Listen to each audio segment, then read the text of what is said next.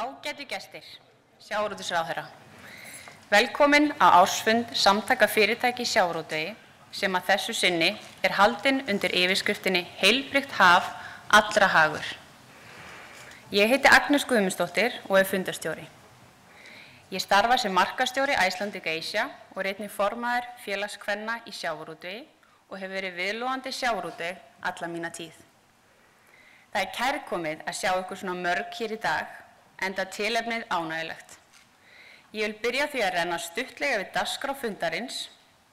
Fyrstan á svið í dag fáum við Jens Garðar Helgason, formann SFS, síðan Kristján Þór Júlíusson, sjávarútvegsráðherra.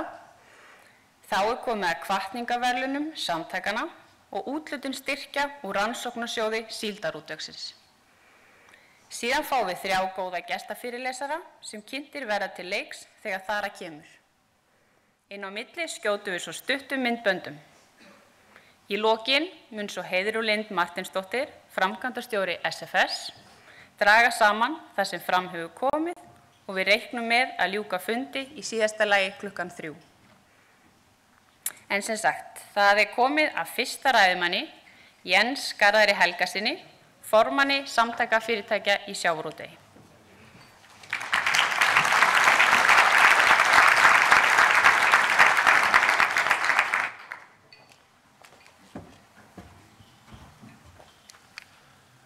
Sjávarútvegsráðherra og góðir fundargestir. Ólafur Thors sagði í áramóta ávarpi sínu árið 1945: Aðalatriðið hlýtur að vera hitt, að stæla þróttinn og ganga með víkingslund að því að hagnýta þau gæði sem landið á ónotuð. Sá auður kannski torsóttur, en hann ótæmandi. Ef við Íslendingar förum rétt að, stýrum djart, en gætum þess þó að kollsigla okkur ekki, getum við orðið rík þjóð. Þarna talaði forsætisráðherra til fátækrar þjóðar sem taldi 130.000 manns. Hann lagði sig fram að kveikja von og þrá að framundan væru betri tímar fyrir land og þjóð. Vegferð okkar Íslendinga til hagsældar og velmegunar hefur verið grýtt á köflum, en í dag teljumst við til ríkustu þjóða heims. Sem eyþjóð við heimskautsbaug höfum við þurft að treysta afkomu okkar á viðskipti við aðrar þjóðir. Engum dyr var lokað og við áttum farsæl viðskipti við þjóðir, þvert á landamæri, köld stríð eða aðrar pólitískar stefnur. Heimsvalda pólitík stoppaði okkur ekki að auka hagsæld og vegferð. Íslendingar byggðu brýr til þeirra þjóða sem vildu eiga við okkur viðskipti. Stjórnmálamenn dagsins í dag verða einnig að hafa það hugfast að enn þann dag í dag byggjum við velferðarsamfélag okkar á sömu forsendum, frjálsum og óheftum viðskiptum. En það ekki nóg að markaðir standi okkur opnir. Við sem þjóð þurfum líka að vera samkeppnishæf á hinum alþjóðlega markaði og þar hefur hallað verulega undan fæti undanfarin misseri. Því miður það svo að síaukin skattheimta og gjaldtaka undanfarinna ára og hækkandi rekstrakostnaður farin að taka verulega í hjá mörgum sjávarútvegsfyrirtækjum í dag. Það var athyglisvert að lesa nú fyrir stuttu að stærstu flokkar Noregs, Høyre, Fremskrittspartiet og Venstre, allir búnir að álykta gegn aukinni gjaldtöku á bæði hefðbundin sjávarútveg og fiskeldi. Í slagorði Høyre stóð: skapa meira, ekki skatta meira. Flokkarnir voru sammála það að með því að gefa atvinnugreinunum svigrúm til að stækka og dafna, þá myndu fyrirtækin fjárfesta, tryggja og skapa aukna atvinnu og byggðafestu og sækja fram í nýsköpun og tæknivæðingu. Með þeim hætti myndi norska þjóðin bera mest úr býtum, eða eins og góður maður sagði við mig á dögunum: skatttekjur aukast ekki með hærri skattprósentu, heldur með því að rækta skattstofninn. Ég veit að núverandi stjórnvöld hafa mikinn metnað og vilja að auka verðmætasköpun og útflutning. Því kalla ég eftir því að stjórnvöld og íslensk sjávarútvegsfyrirtæki vinni saman að því að einfalda umgjörð og regluverk greinarinnar og efla og styrkja hafrannsóknir á lífríkinu í kringum Ísland. Undanfarna mánuði hefur margoft komið fram í ræðu og riti að Íslendingar verða að auka útflutningstekjur sínar 1000 milljarða næstu 20 árin, eða 1 milljarð á viku, til að viðhalda þeim lífskjörum sem við búum við í dag. Ég hef óbilandi trú á sköpunarkrafti og framtakssemi Íslendinga og tækifærin eru allt í kringum okkur til að sækja fram og stórauka útflutningsverðmæti bæði til sjós og lands. Íslensk stjórnvöld hafa það nú í hendi sér að auka hér útflutningsverðmæti á sjávarafurðum 100 milljarða á næstum árum, eða sem nemur sömu útflutningsverðmætum og þorskstofninn gefur af sér í dag. Nágrannaþjóðir okkar, Noregur, Færeyjar og Skotland, hafa nú þegar nýtt sér sama sóknarfæri og byggt upp öflugan fiskeldisiðnað í sínum löndum. Hér er komin viðbót við íslenskan sjávarútveg sem ekki hefur þegið eða beðið neina uppbyggingarsamninga eða aðrar fyrirgreiðslur af hendi ríkisvaldsins. Heldur er að byggja upp þekkingarsækin iðnað á landsbyggðinni sem mun tryggja byggðafestu á viðkomandi svæðum enn frekar, auka útflutningstekjur þjóðarinnar og nýta þær ónýttu auðlindir sem Ólafur Thors hvatti komandi kynslóðir til að nýta. Því verði að lýsa yfir miklu vonbrigðum með að nú liggi fyrir Alþingi frumvarp nýtingagjald af sjókvíeldi, þegar að það liggur fyrir að greinin er rétt að slíta barnsskónum, er í uppbyggingafasa og ekki eitt fyrirtæki í sjókvíeldi er ennþá farið að skila hagnaði. Hér er nýr akur sem getur gefið af sér ríkulega til framtíðar. Samtök fyrirtækja í sjávarútvegi hafa sett umhverfismálin á oddinn undanfarin misseri og má segja að við höfum slegið tóninn með umhverfisskýrslu SFS sem kom út 12. desember 2017 og það er ekki að ástæðulausu. Umhverfismál er orðin fyrirferðarmikil í umræðunni í dag og vægi þeirra mun alltaf aukast, ekki síst á meðal neytenda. Og íslenskur sjávarútvegur hefur góða sögu að segja í árangri í umhverfismálum. Greinin hefur nú þegar náð markmiðum Parísarsamkomulagsins og hefur enn stærri og metnaðarfyllri framtíðarplön kolefnisjöfnun íslensks sjávarútvegs. Ríkisstjórn Íslands hefur lýst yfir metnaði sínum til að gera enn betur í minnkun kolefnislosunar og almennt í baráttunni við loftslagsbreytingar. Og því veit ég að íslensk stjórnvöld munu hafa metnað til að taka þátt í þeirri vegferð með greininni að kolefnisjafna íslenskan sjávarútveg. Kæru vinir, íslenskur sjávarútvegur hefur oftar en einu sinni sýnt það í gegnum tíðina að hann er sveigjanlegur, framsækinn og hugmyndaríkur. Á því leikur enginn vafi. Ofan í kaupið hafa fjárfestingar íslenskra sjávarútvegsfyrirtækja stutt dyggilega við uppbyggingu íslenskra tæknifyrirtækja víða land. Þessi fyrirtæki selja nú vöru sína til útlanda fyrir milljarðatugi. Þar vex svo sannarlega auðlind af auðlind sem allir geta verið stoltir af. Og talandi stolt, ágætu fundamenn. Hvar sem ég kem á erlenda grundu að ræða málefni íslensks sjávarútvegs, dásmenn af því hvernig okkur hefur tekist að nýta þessa auðlind. Það er að sjálfsögðu ekki allt yfir gagnrýni hafið, en þau vandamál sem upp hafa komið hafa verið leyst að yfirvegun og skynsemi. Það er ekki á mörgum sviðum sem hægt er að segja að við Íslendingar séu fremstir í heimi. En ég segi með stolti og skal standa við þá fullyrðingu hvar og hvenar sem er, íslenskur sjávarútvegur er einn sá framsæknasti og best rekni sjávarútvegur í heimi. Íslenskur sjávarútvegur er eitthvað sem allir geta og eiga að vera stoltir af. Ég þakka áheyrnina.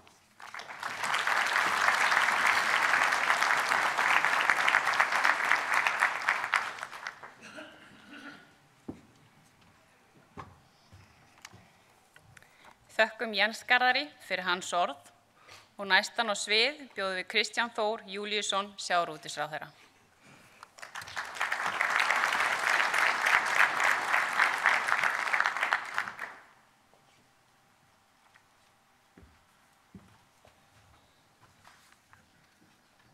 Fundarstjóri, góðir fundagestir, Dobri Denni. Það er tíðkastist að tala rússnesku í dag. Ég að reyna að æfa mig. Gengur bölvanlega. En ég vil hefja mál mitt á því að þakka ykkur fyrir boðið og fá tækifæri til að ávarpa ársfund SFS sem að þessu sinni tileinkaður einni stærstu áskorun okkar tíma, það er að segja heilbrigði hafsins. Það er vel að þeir sem veita íslenskun sjávarútvegi forystu láti sig málefnið varða. Hafið hefur bundið Ísland við önnur lönd í tímanna rás.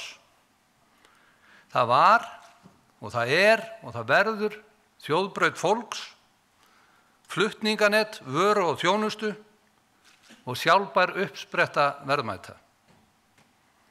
Mikilvægi hafsins er því ótvírætt í menningu okkar og viðskiptum og við Íslendingar höfum alla tíð reitt okkur á auðlindir hafsins og heilbrigði þess er því ein af undirstöðum lífskjara og velmegunar þessarar þjóðar. Í vikunni sótti ég leiðtogafund ríkja á norðurslóðum Arctic Forum sem að haldin var í St. Petersburg. Og þó ég sé ekki jafn sleipur í rússneskunni og okkar fjöltyngdi ágæti forseti, þá var mér fljótt ljóst á þessum fundi hversu vísindamenn eru uggandi áhrif loftslagsbreytinga á norðurslóðir. Það er viðurkennt að Norður-Íshafið hefur hlýnað helmingi örar en meðaltal hlýnunar í heimsauðunum og hefur þekja rekís minnkað óðum af þeim sökum. Horft er til þess að siglingaleiðir muni opnast, sem þegar hefur getið að sér verulega uppbyggingu og samskipti Íslands og Rússlands áttu við raunar uppbyggilegan og góðan fund með Vladimir Putin Rússlandsforseta, þar sem ég gerði meðal annars að umtalsefni samskipti landana á sviði sjávarútvegsmála. Hinar öru breytingar í umhverfinu á norðurslóðum urðu með öðru til þess að í október var undirritaður nýr samningur takmörkun fiskveiða í Norður-Íshafinu utan lögsagna ríkja. Samningurinn er núna til meðferðar á Alþingi sem þingsályktun. Hann er ekki síst merkilegur fyrir þess sakir að með honum er lagður grundvöllur að auknu vísindasamstarfi og mögulegu upphafi fiskveiða á svæði þar sem engar veiðar hafa nokkru sinni verið stundaðar. Það er með öðrum orðum ekki lengur að útiloka að miðjan í Norður-Íshafinu geti orðið vettvangur fiskveiða í framtíðinni. Og það var ánægjulegt fyrir mig sem sjávarútvegsráðherra að koma þessum viðræðum sem við tókum virkan þátt í, þar sem Ísland var viðurkennt sem eitt mikilvægasta fiskveiðiríki norðurslóða.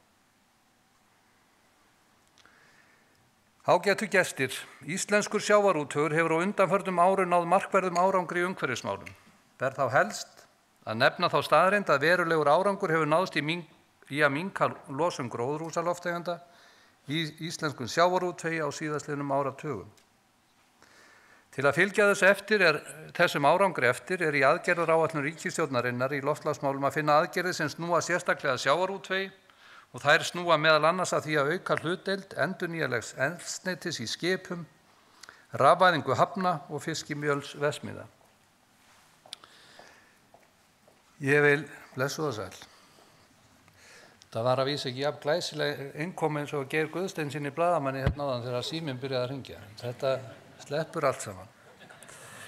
Ég vil nefna það hér að í stjórnarsáttmála ríkisstjórnarinnar þá er sérstaklega kveðið á eflingu hafrannsókna og hafa þegar verið stigin markverð skref í þá veru. Þetta birtist meðal annars í auknum fjármunum til hafrannsókna í fjárlögum síðasta árs en þeir fjármunir nýttust meðal annars til að efla loðnurannsóknir. Þá var það sérstaklega ánægjulegt þegar Alþingi samþykkt á 100 ára afmæli fullveldis okkar að hafin yrði smíði nýs hafrannsóknarskips.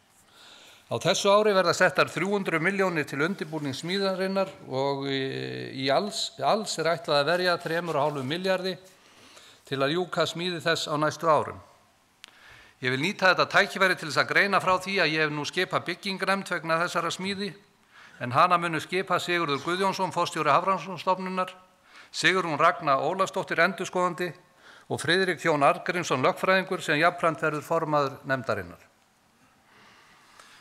Ágætu gestir, það skýtur á margan hátt skökku við að á sama tíma og stjórnvöld hvetji til þess að íslensku sjávarútvegur ráðist í fjárfestingar á umhverfisvænni skipum sé lagt sérstakt gjald á þessar sömu fjárfestingar sem ekki þekkist í rekstrarumhverfi erlendra samkeppnisaðila.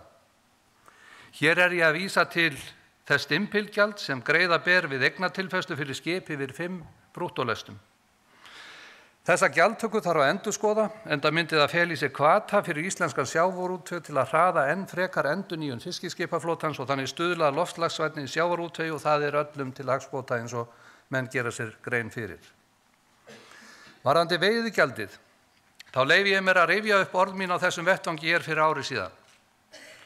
Þar gerði ég grein fyrir væntanlegu frumvarpi veiðigjald og að markmið þeirra vinnu væri að tryggja að greiðsla veiðigjalds tæki tillit til afkomu fyrirtækja eins og hún er og yrði á hverjum tíma og að gjald yrði einfalt, stöðugt og fyrirsjáanlegt. Ég tel að þessum markmiðum hafi verið náð. Þannig er óumdeilt að gjaldtakan er eftir þessar breytingar meira í takt við afkomu fyrirtækja. Þá voru margvíslegar breytingar gerðar til einföldunar, meðal annars var felld niður gjaldtaka á lítið veittar tegundir, veiðigjaldsnefnd var lögð niður og útreikningur og álagning gjaldsins færð til ríkisskattstjóra. Hagnaður fiskvinnslu kemur ekki lengur til útreiknings veiðigjalds, tekið er tillit til fjárfestinga í skipum og tækjabúnaði í sjávarútvegi við útreikning gjaldstofni á gjaldstofni gjaldsins og fleira væri hægt að telja. Hvað sem öllu þessu líður, þá verður stóra þrætueplið í þessar umræðu ekki tekið frá okkur, það verður alltaf hið sama, hversu stóran hlut á ríkið að taka til sín. Ég veiti því sjónarmiði að það gjald sem lögfast var sé of hátt og hef fullan skilning á því sjónarmiði. Á sama tíma tel ég þó augljóst að núverandi gjaldtaka sé á allan hátt betri en það sem áður var og efast að nokkur myndi vilja snúa tilbaka frá því til þess. Og ég get ekki látið hjá líða að koma aðeins inn á fiskeldið. Það hefur verið mikið í umræðunni síðastliðin misseri og nú liggja fyrir Alþingi 2 frumvörp sem snerta greinina með beinum hætti, annars vegar breytingar á ýmsum lögum fiskeldi og hins vegar gjaldtöku á greinina. Ég hef í umræðum fiskeldi vísað til þess að helsti lykillinn að velgengni í norsku fiskeldi er að þeirra mati sjálfra talin vera sú að þar er mikil samvinna 4 lykilþátta, það er að segja stjórnvalda, fiskeldisfyrirtækjanna, náttúrunnar og vísinda. Ef við heimfærum þetta eða reynum að heimfæra þetta upp á stöðuna hér á landi, þá er augljóst að margt þarf að gera betur. Nú er þó unnið að því að styrkja þennan hluta sem að snýra stjórnvöldum, meðal annars með því að setja á fót samráðsnefnd allra þessara aðila. En ég vil jafnframt skora á ykkar samtök að beita ykkur fyrir því að fiskeldisfyrirtækin tali sem næst einni röddu. Jafnframt þarf að nást meiri samstaða og sátt hinn vísindalega þátt sem hvílir hjá Hafrannsóknastofnun. Þar þurfa allir, meðal annars stofnunin sjálf, að leggja sitt af mörkum. Í því samhengi má ekki gleyma því að sjálf vísindin ganga jú ekki síst út af það að kynda undir neistum efans og útiloka aldrei að ný þekking verði til þess að aðlaga þurfi fyrri kenningar að nýrri vitneskju eða þeim verði jafnvel kollvarpað. Þá verð ég að segja sömuleiðis að mér finnst umræðan á stundum með þeim hætti að atvinnugreinin sé ekki á þeim stað að hún sé að byggjast upp. Að það sé hreinlega allt stopp eða greinin sé á sínum allra fyrstu sporum á löngu æviskeiði. Í því samhengi vil ég minna á að í fyrra voru framleidd 13.000 tonn af eldislaxi. Samkvæmt upplýsingum frá eldisfyrirtækinu sjálfum er ráðgert að framleiða 45.000 tonn á árinu 2021. Það er að segja eftir 2-3 ár. Þetta þýðir rúmlega þreföldun framleiðslunar á 3 árum.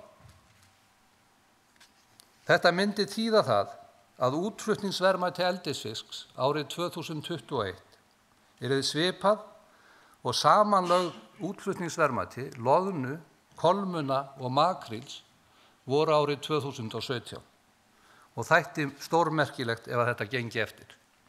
Og ég segi grein sem getur vaxið með þessum hraða ekkert á neinum skóm númer 24 eða 5.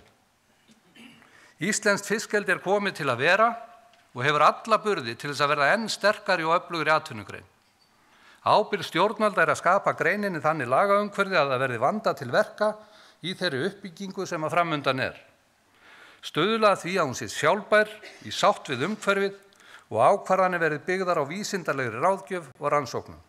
Og á þessum grunni, ef við hann verður staðið, verða fiskeldi allir vegir færir. Á annarsömum tímum hættir eflaust fleirum en mér til þess að dragast niður í úrlausnarefni líðandi stundar. Þá vill oft farast fyrir að skyggnast og horfa jafnt öxl sem fram á veginn. Ég vil nýta þetta tækifæri til að horfa aðeins fram á veginn og segja ykkur frá nokkrum verkefnum sem nú unnið að á vegum ráðuneytis míns. Nú stendur við vinna við breytingar á stefnu og starfsemi Matís. Markmið þeirra vinnu verður að skerpa á áherslum og hlutverki félagsins sem á fyrst og síðast að vera að efla samkeppnishæfni íslenskra afurða og atvinnulífs. Veigamikill hluti af því verki verður að styrkja tengsl Matís og atvinnulífsins og þar uppi áform að efla starfsemi félagsins á landsbyggðinni þar sem stærsti hluti matvælaframleiðslunnar fer fram. Þetta er spennandi verkefni sem ráðgert er að lokið verða á þessu ári og áformin verða kynnt innan tíðar. Annað verkefni sem ég bind miklar vonir við að fara af stað á næstu vikum og verður unnið að sjávarklasanum.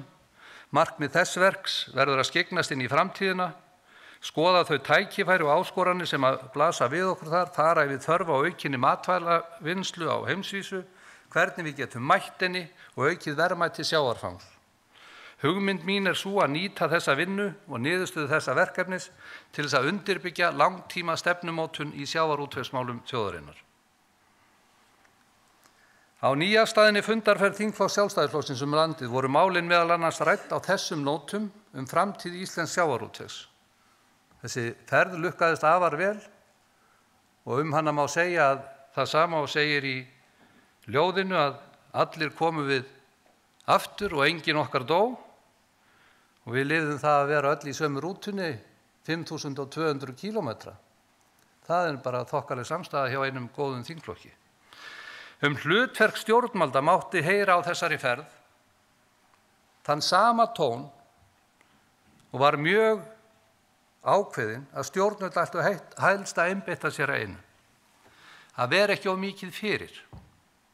Og ég held að það sé margt til í þessu. Stjórnvöld eiga að passa sig á því að vera ekki of mikið fyrir því frumkvæði og krafturinn býr í fólkin og fyrirtækjum. Þannig hefur það alltaf verið og þannig mun það alltaf vera. Og eitt af stærstu verkefnum stjórnvalda í þessu samhengi að stuðla að einföldu og skilvirku regluverki. Nú stendur yfir margvísleg vinna sem miðar einmitt að þessu. Þar vil ég nefna sérstaklega heildarendurskoðun á öllum eftirlitsreglum sem heyra undir atvinnuvega- og nýsköpunarráðuneytið. Þetta verkefni í fullum gangi að frumkvæði okkar ferðamála, iðnaðar- og nýsköpunarráðherra. Þá vil ég sömuleiðis nefna tillögu starfshóps heildarendurskoðun á regluverki sem varðar notkun veiðarfæra, veiðisvæði og vendunarsvæði á Íslandsmiðum. Stærsti hluti tillagna hópsins snýst að einfalda og skýra regluverk. Einn angi þessarar vinnu að grisja reglugerða skóginn og má ég nefna að núna í samráðsgátt stjórnvalda að finna drög að reglugerðum sem það eru 2 sem fækkar öðrum reglugerðum 50. Og ég veit það eru skipta skoðunum þessi mál og ég bið þá sem að mál mitt líða hér og hafa athugasemdir við þessar reglugerðir að birta og senda athugasemdir inn á samráðsgáttina því úr þeim verður öllu saman unnið. Loks vil ég nefna í þessu samhengi sem ég hef hér að framan nefnd að vísa til samráðshóps bætt eftirlit með fiskveiðiauðlindinni og ég bind miklar vonir við þá vinnu. Þar hef ég skipað 5 manna verkefnisstjórn sem að fara á stað með sitt verk og mun kalla til stóra samráðshópsins þegar að framlíða stundir, væntanlega verður fyrsti fundur þar í maí. Verkefni hópsins eiga beinast meðal annars að því að taka til athugunar og gera tillögur að úrbótum á sviði verklags og aðferða Fiskistofu varðandi vigtun sjávarafla og brottkast, hvort nýta megi ríkari mæli tækni við eftirlit, yfirfara viðurlagaheimildir og fleiri þætti sem að lúta að fiskveiði eftirlitinu öllu saman. Það er frumskylda stjórnvalda að tryggja sem best stöðuleika í rekstrarumhverfi íslensks sjávarútvegs til lengri tíma og búa greininni samkeppnishæft starfsumhverfi. Reyna að tryggja þau verði ekki undir í harðri alþjóðlegri samkeppni. Þar hefur gjaldtakana sjálfsögðu mikið vægi. Ég vil sömuleiðis nefna aflahlutdeildarkerfið, aflamarkskerfið, sem grundvallaratriði í okkar fiskveiðistjórnun og menn virðast stundum gleyma í grunninn sá þáttur sem hefur gert okkur þá stöðu möguleika sem við höfum náð sem sjávarútvegsþjóð í dag. En ég vil ekki síður nefna að það var róað því öllum árum að útflutningur á sjávarafurðum til Evrópusambandsins og annarra markaða verði sem greiðastur og að fullu tollfrjáls. Að því unnið nú stundir á vegum utanríkisráðuneytisins að því sem lýtur að tollfrelsinu. Síðastliðin ár hafa sprottið upp og vaxið hringinn í kringu landið þjónust og hátæknifyrirtæki sem eru í fararbroddi við að hámarka gæði aflans með nýjustu tækni. Á þessa þróun er bent í skýrslu stjórnvalda Ísland og 4. iðnbyltinguna og þar er bent á að tækifæri Íslands felist í frekari verðmætasköpun í þessa veru. En þessi fyrirtæki ekki einungis að vaxa hringinn í kringum landið, heldur út allan heim, meðal annars í Rússlandi, það sem nú stendur yfir það sem hefur verið kallað nútímavæðing sjávarútvegs Rússa. Ég naut þeirra gæfa að fá tækifæri til að hitta fulltrúa allra þessara fyrirtækja núna í vikunni og það var aðdánavert að heyra þann framfara hug og sókn sem að í þessum hópi býr. En í þessari endurnýjun hefur íslenskt hugvit verið selt fyrir 20 milljarða og tækifærin til enn frekari vaxtar blasa við. Það má taka undir með fyrrgreindum skýrsluhöfundum að ástæða þess að sjávarútvegurinn stendur framarlega á þessu sviði eru meðal annars sterk sjávarútvegsfyrirtæki og vilji þeirra til að styðja við nýsköpun og hagnýtingu vísinda í sjávarútvegi. Ágætu gestir. Náttúran er okkur gjöful. Þótt sjávarafli geti verið svikull, eins og loðnubrestur þessa árs leiddi í ljós með afdrifaríkum hætti. En það er til vitnis styrk og traustan grunn íslensks sjávarútvegs að greinin býr yfir þeirri hæfni að geta aðlagast breyttum aðstæðum. Ég mun hér eftir sem hingað til leita eftir uppbyggilegu samstarfi við þá sem starfa í íslenskum sjávarútvegi það sameiginlega markmið okkar að treysta þann grunn enn frekar og ég geng bjartsýnn til þess verks. Að svo mæltu óska ég ykkur allra heilla í ykkar vandasömu en góðu störfum.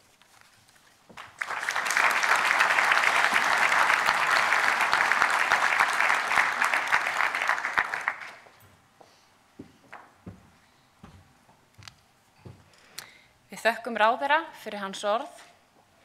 Ágætu fundargestir. Það er komið að veitingu hvatningarverðlauna Samtaka fyrirtækja í sjávarútvegi. Jens Garðar Helgason, sem þið eftir að sjá töluvert af hér í dag, er hingað kominn.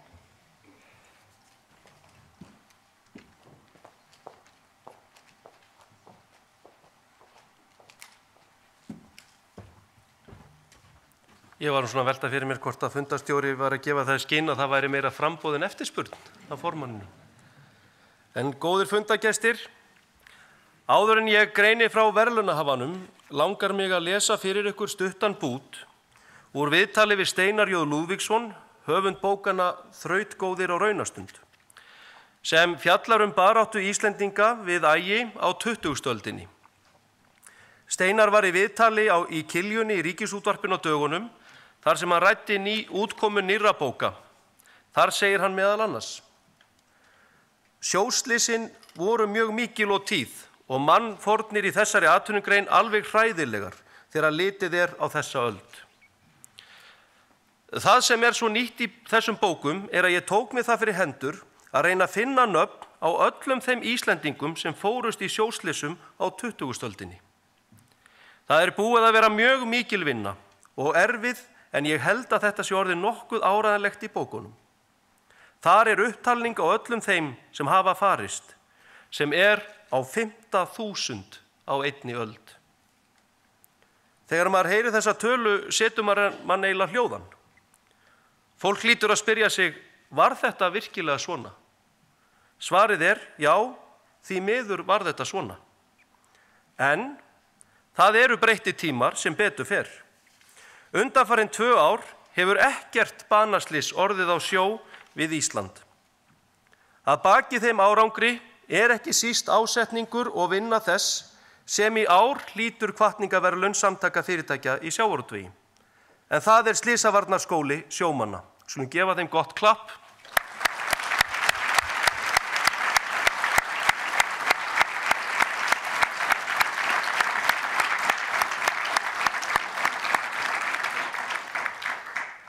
Ég held að það sé á engan halla þegar ég segi að framlag skólans til aukins öryggis sjófarenda hafi skipt sköpun í seinni tíð. Slysavarnaskóli sjómanna í eigu Slysavarnafélagsins Landsbjargar, en hann var stofnaður árið 1985 til að sinna öryggisfræðslu fyrir sjómenn. Skólinn hefur staðið frammi fyrir því að þurfa að kaupa nýjan endurlífgunarbúnað sem notaður við kennslu á námskeiðum fyrir sjómenn. Verðlaunin í ár eru 1 milljón króna sem verður varið til þess að endurnýja búnaðinn. Markmiðið og verður alltaf hið sama í sjósókn á Íslandi, að allir komi heilir heim. Ég vil biðja Hilmar Snorrason, skólastjóra Slysavarnaskóla sjómanna, að stíga hér á stokk og taka við viðurkenningunni. Og ég gef honum gott klapp.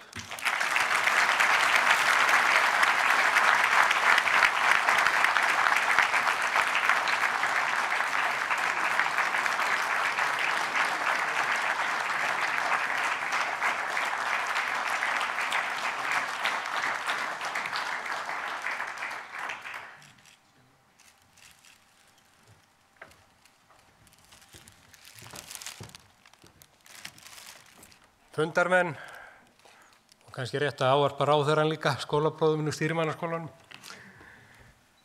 Ég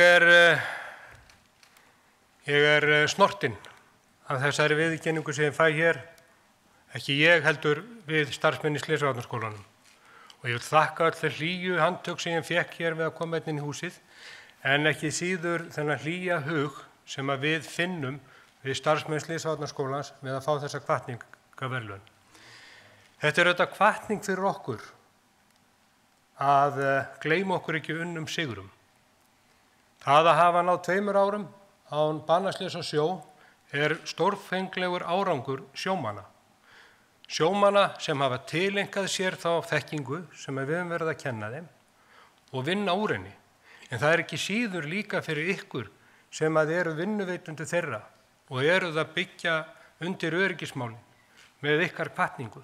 Þetta er sameiginlegt átak og ég á mér stóran draum og við starfsmenn í Slysavarnaskólanum að fá 0 slys á sjó. Við munum ná þeim árangri. Kæra þakkir fyrir okkur með kveðju frá starfsfólki Slysavarnaskólans. Takk fyrir.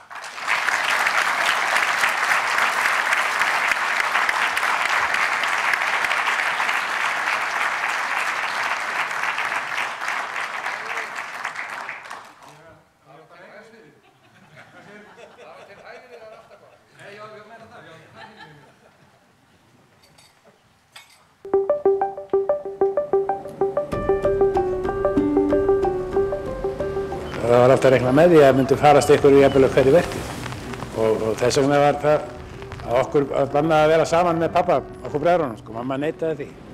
Það var ekkert talað um öryggi. Öryggismál voru bara yfirleitt alltaf feimnismál fram að komu Slysavarnaskóla sjómanna. Þá var eins og þetta færi að breytast. Þegar að Slysavarnafélag Íslands var stofnað 1928 þá höfðum við eiginlega engin úrræði til þess að bjarga mönnum úr sjávarháska. Þá strax kynntumst við fluglínutækjum. Þegar við fórum að nota þau og sjá árangurinn, þá fundum við að það var hægt að gera eitthvað í málunum. Síðan skipti líka miklu máli að það var sett í lög að enginn mætti stunda sjó á Íslandi nema að fara í gegnum öryggisnámskeið í Slysavarnaskóla sjómanna. Það hefur svo gengið eftir og svo núna síðustu áratugin erum við farin að sjá árangur, virkilega mikinn árangur. Ég byrjaði fyrst á 40 tonna bát og því að vera á 2000 tonna togara í restina. Breytingin á aðböna er náttúrulega gífurlegur. Fjarskipti líka, það var eitt sem breyttist. Menn náðu að vera í sambandi við fjölskyldurnar sem menn gátu kannski ekki verið í heilu mánuðina hérna áður fyrr. Aðgengi að öllu svo mikið betra. Þú ert með veðurspárnar, horfir á það á hreyfimynd og skjá hjá þér þannig að menn geta alltaf verið viðbúnir öllu. Það var ekki hægt áður. Skipin bötnuðu og björgunartækin bötnuðu. Við fengum þyrlu, björgunarbáta og allt þetta samanlagt hefur gert það að verkum að banaslysum og stórum slysum hefur fækkað. og að það skildi hafa náðst þessi árangur, það er náttúrulega ómetanlegt. Bara með því að vera með sjómenn borð sem eru vel þjálfaðir, þá erum við náttúrulega konur þar með besta björgunarliðið sem hægt er, því að sá sem að bjargar, það er yfirleitt sá sem stendur þér næst og það er sjómaðurinn sem er að vinna með þér. Og ef hann kann til verka, að þá fara hlutinni vel.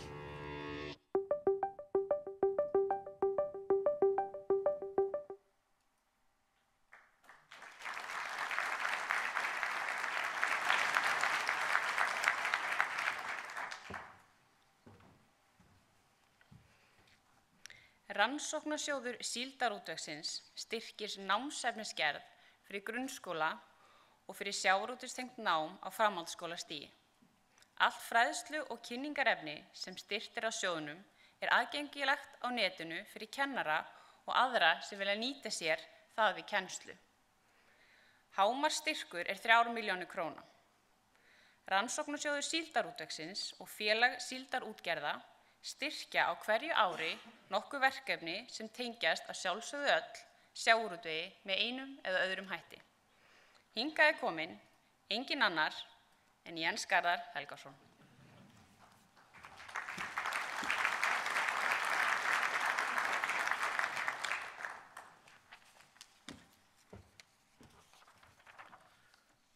Kæru vinir, í ár hefur verið ákveðið að styrkja 4 verkefni og ég mun nú lesa þau upp og biðja fulltrúa þeirra að stíga hér á stokk og veita viðurkenningunni móttöku. Það hefur nú verið þannig að undanfarin ár þá hefur formaður stjórnarinnar, úthlutunarstjórnarinnar, Binni í vinnslustöðinni séð að vera blómastúlka hér fyrir mig við mikinn fögnuð fundargesta, en hann átti því miður ekki heimangengt í dag og því sendi hann tvífara sinn og sagði að fundargesti myndu varla sjá nokkurt mun, þannig að Hrefna Karlsdóttir ætlar að sjá að afhenda hérna blómin. En fyrst má nefna, það er Unnur Ægis, Sea Life. Fulltrúar verkefnisins eru hingað komnir, Erlendur Bogason og Sævör Erlendsdóttir.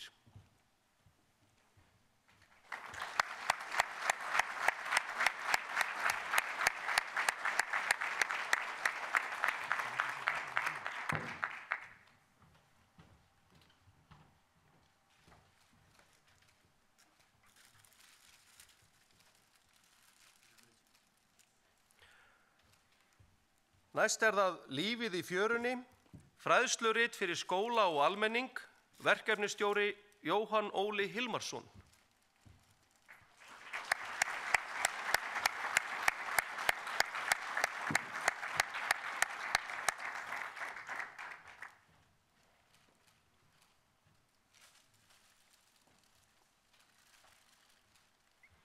Og þá kemur stuðningsefni fyrir rafrænar kennslubækur sjávarútveg í grunnskólum og innleiðing efnis. Verkefnastjóri er Jóhannes Aðalbjörnsson.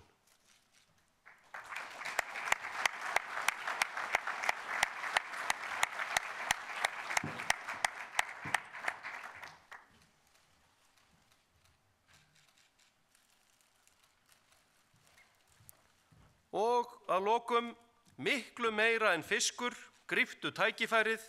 Verkefnastjórar eru Karl Eskill Pálsson og María Björk Ingvadóttir.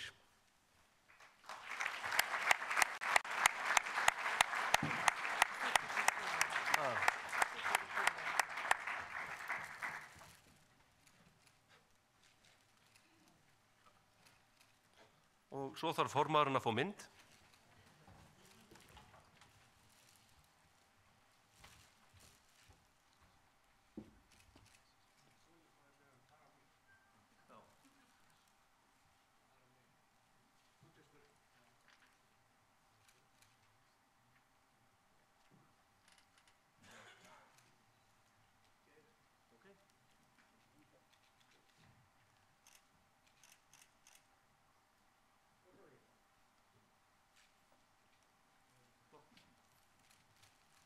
Ég gefa þeim gott klapp.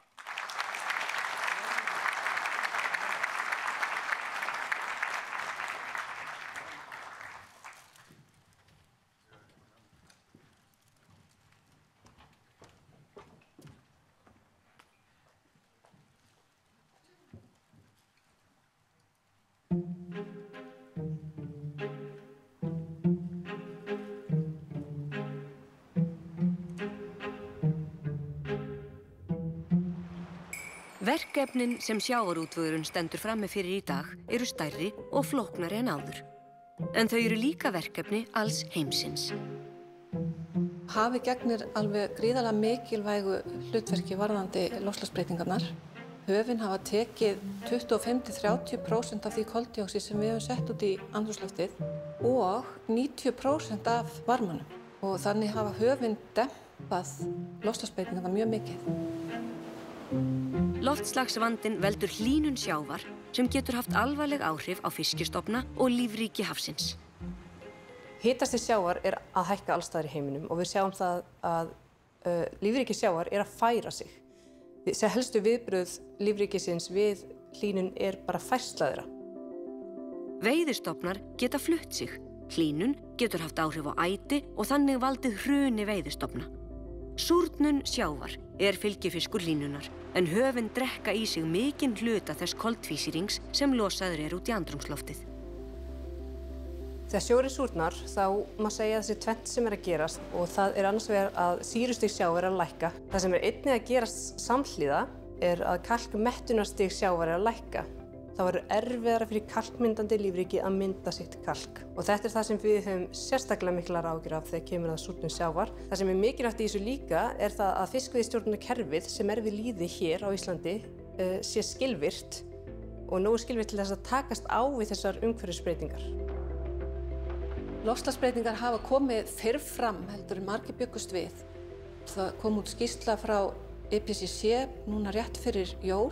Ef það hlýnar 2 gráður þá mun 99% af öllum kóralrifjum skemmast og það mun hafa 2-falt meiri áhrif á fiskveiðar á heimsvísu heldur en ef það hlýnar 1,5. Hins vegar staðan þannig að við stefnum á 3 gráður. Markmiðið í loftslagsmálum sannarlega risavaxið. Og margir segja bara við munum aldrei ná þessu. Þetta bara verkefni eins og öll önnur verkefni sem við verðum að fást við. Og maður þarf þá bara að byrja á samtalinu. Við gáum út umhverfisskýrslu, það var okkar svona fyrsta nálgun í þessu. Ok, næsta skref hlýtur þá að vera hvaða vörður getum við sett hér niður fyrir, segjum 2030, 2050, til allrar framtíðar. Við verðum að hugsa svona stórt ef við ætlum að ná svona stærri skrefum í framþróun í atvinnugreininni.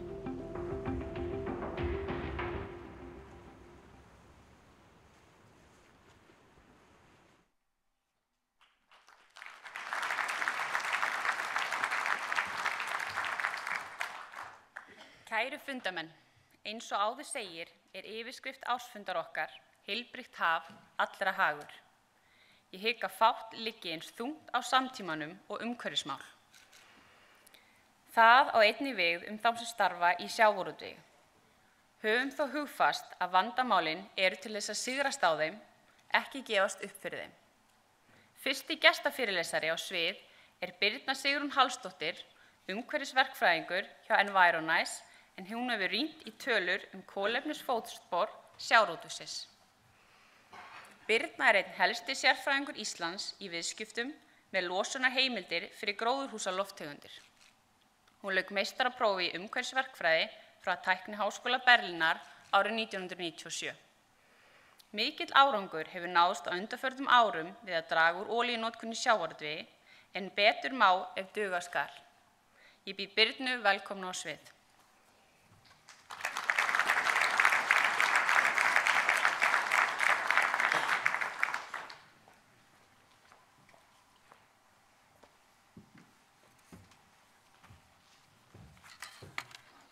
Komið sæl og takk fyrir að veita mér tækifæri til að tala þetta mikilvæga málefni við ykkur í dag. Mig langar að byrja að spyrja ykkur, man ykkur eftir síðasta sumri, kannski nánar tiltekið á höfuðborgarsvæðinu. Ég meina spurning, hvernig skipti ég á milli glæra?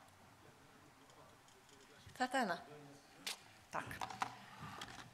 Það var kalt og það var blautt og það var vindasamt, það ekki? Og á sama tíma þá geisuðu skógareldar og hitabylgjur víða heim og fólk það dó fólk út af hitabylgjum og skógareldum í Kanada, Japan, Grikklandi. Það brunnu eldar fyrir norðan heimskautsbaug. Það afmynduðust lestateinar í Svíþjóð vegna hita og Norðmenn þurftu að kaupa íslenskt hey. Loftslagsbreytingar, þær eru komnar. Það var einu sinni alltaf að tala þetta eins og þetta væri einhvers staðar lengst í framtíðinni, en þær eru komnar kannski 50 árum áður en margir áttu von á. Og þið hafið heyrt hverjir eru helstu afleiðingarnar og þetta stanslaust í fréttum nú orðið sem bara gott. Og árið 2014 þá kom síðasta skýrsla út frá IPCC. IPCC vísindanefnd Sameinuðu þjóðanna loftslagsbreytingar og hún gefur reglulega út stöðuskýrslur ástand mála. Og þar segir í íslenskri þýðingu íslensku vísindanefndarinnar loftslagsmál að þessar breytingar séu óumdeildar eða hlýnun jarðar óumdeilanleg og þessar breytingar eru mjög miklar og hraðar.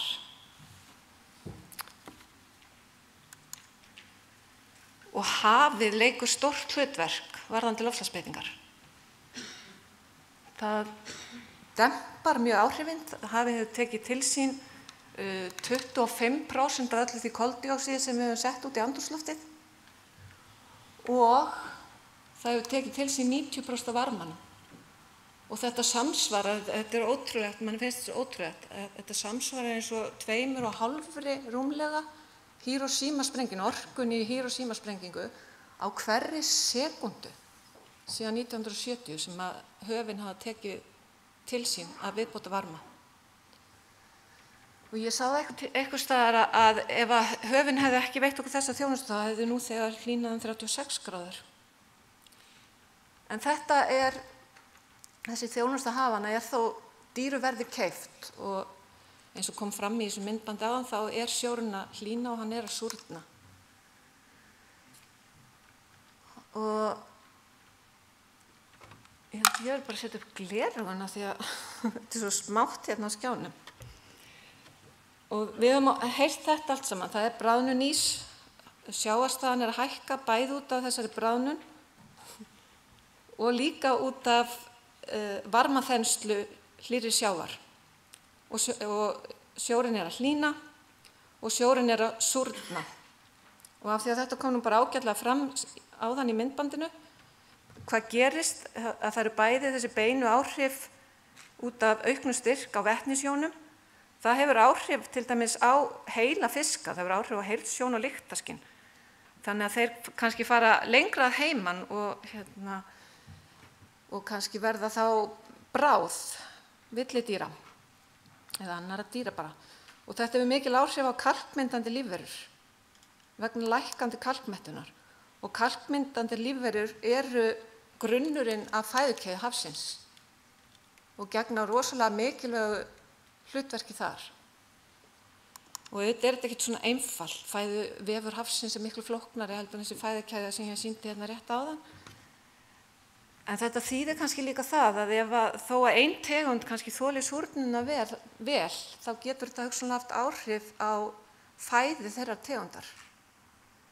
Og það því miður þá ekki ennþá til nógu mikið af rannsóknum en ýmsar rannsóknir hafa verið gerðar og eru stundar núna og ýmsar vísbendingar sem koma þar fram eru ekki góðar.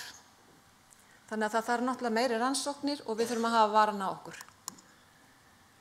Og þetta hefur náttúrulega áhrif á sjávarstraumina. Það talið að Golfstraumurinn hafi nú þegar veikst 15%.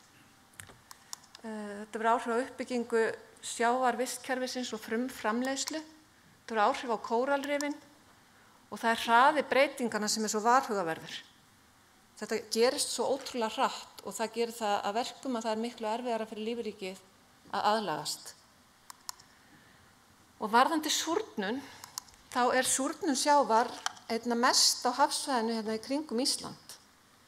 Og þetta bláa box sem var að birtast hérna, þetta úr skýrslu Íslenskrar vísindanefndar loftslagsbreytingar sem kom út árið 2018. Og þar kemur einmitt fram að súrnun sjávar hraðir á okkar hafsvæðum heldur en annars staðar í heimshöfunum og það líklegt að neikvæð áhrif á vistkerfi komið fyrr fram á íslenskum hafsvæðum en að jafna því í heimshöfunum. Og eina leiðin til að snúa þessari þróun við er að draga úr losun gróðurhúsalofttegunda. Það er engin önnur leið. Og þetta er náttúrulega hnattrænt vandamál, þannig að það þarf að taka á þessu hnattrænt. Og það er gert með loftslagssamningi Sameinuðu þjóðanna sem var samþykktur árið 1992 og hefur bara því miður ekki skilað miklum árangri ennþá. En markmið hans er einmitt að koma í veg fyrir hættulega röskun á loftslagskerfinu.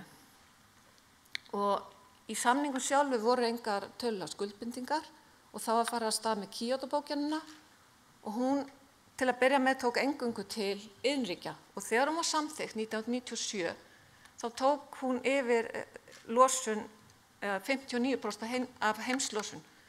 Þess að þau ríki sem samþykktu Kyoto-bókunina 1997 þau losuðu 59% af heiminum. Á miðju fyrsta skuldbindingatímabili sem var frá 2008 til 2012 þá var þetta bara 23%. Bandaríkjamenn höfðu sagt sér frá þessu, Kanada þurfti að segja sér frá þessu og þau lönd sem tóku þátt drógu sinni losun og önnur ríki heimsins juku sína losun. Svo var samið framhaldið árið 2011 og þá var bara 13% heimslosun undir Kyoto-bókuninni. Og núna á miðju öðru skuldbindingatímabili bókunarinnar þá er þetta 9–10% af heimslosun. Þannig að þetta tæki dugar engan veginn til þess að takmarka heimslosun. Þrátt fyrir að ríki sem hafi tekið þátt í þessari bókun hafi staðið við sitt. Reyndar er útlit fyrir að við gerum það ekki á þessu seinna skuldbindingatímabili en öll önnur ríki. Og þessum var Parísarsamningurinn samþykktur árið 2015 og ég held hann hafi sett heimsmet í hversu fljótt hann tók gildi.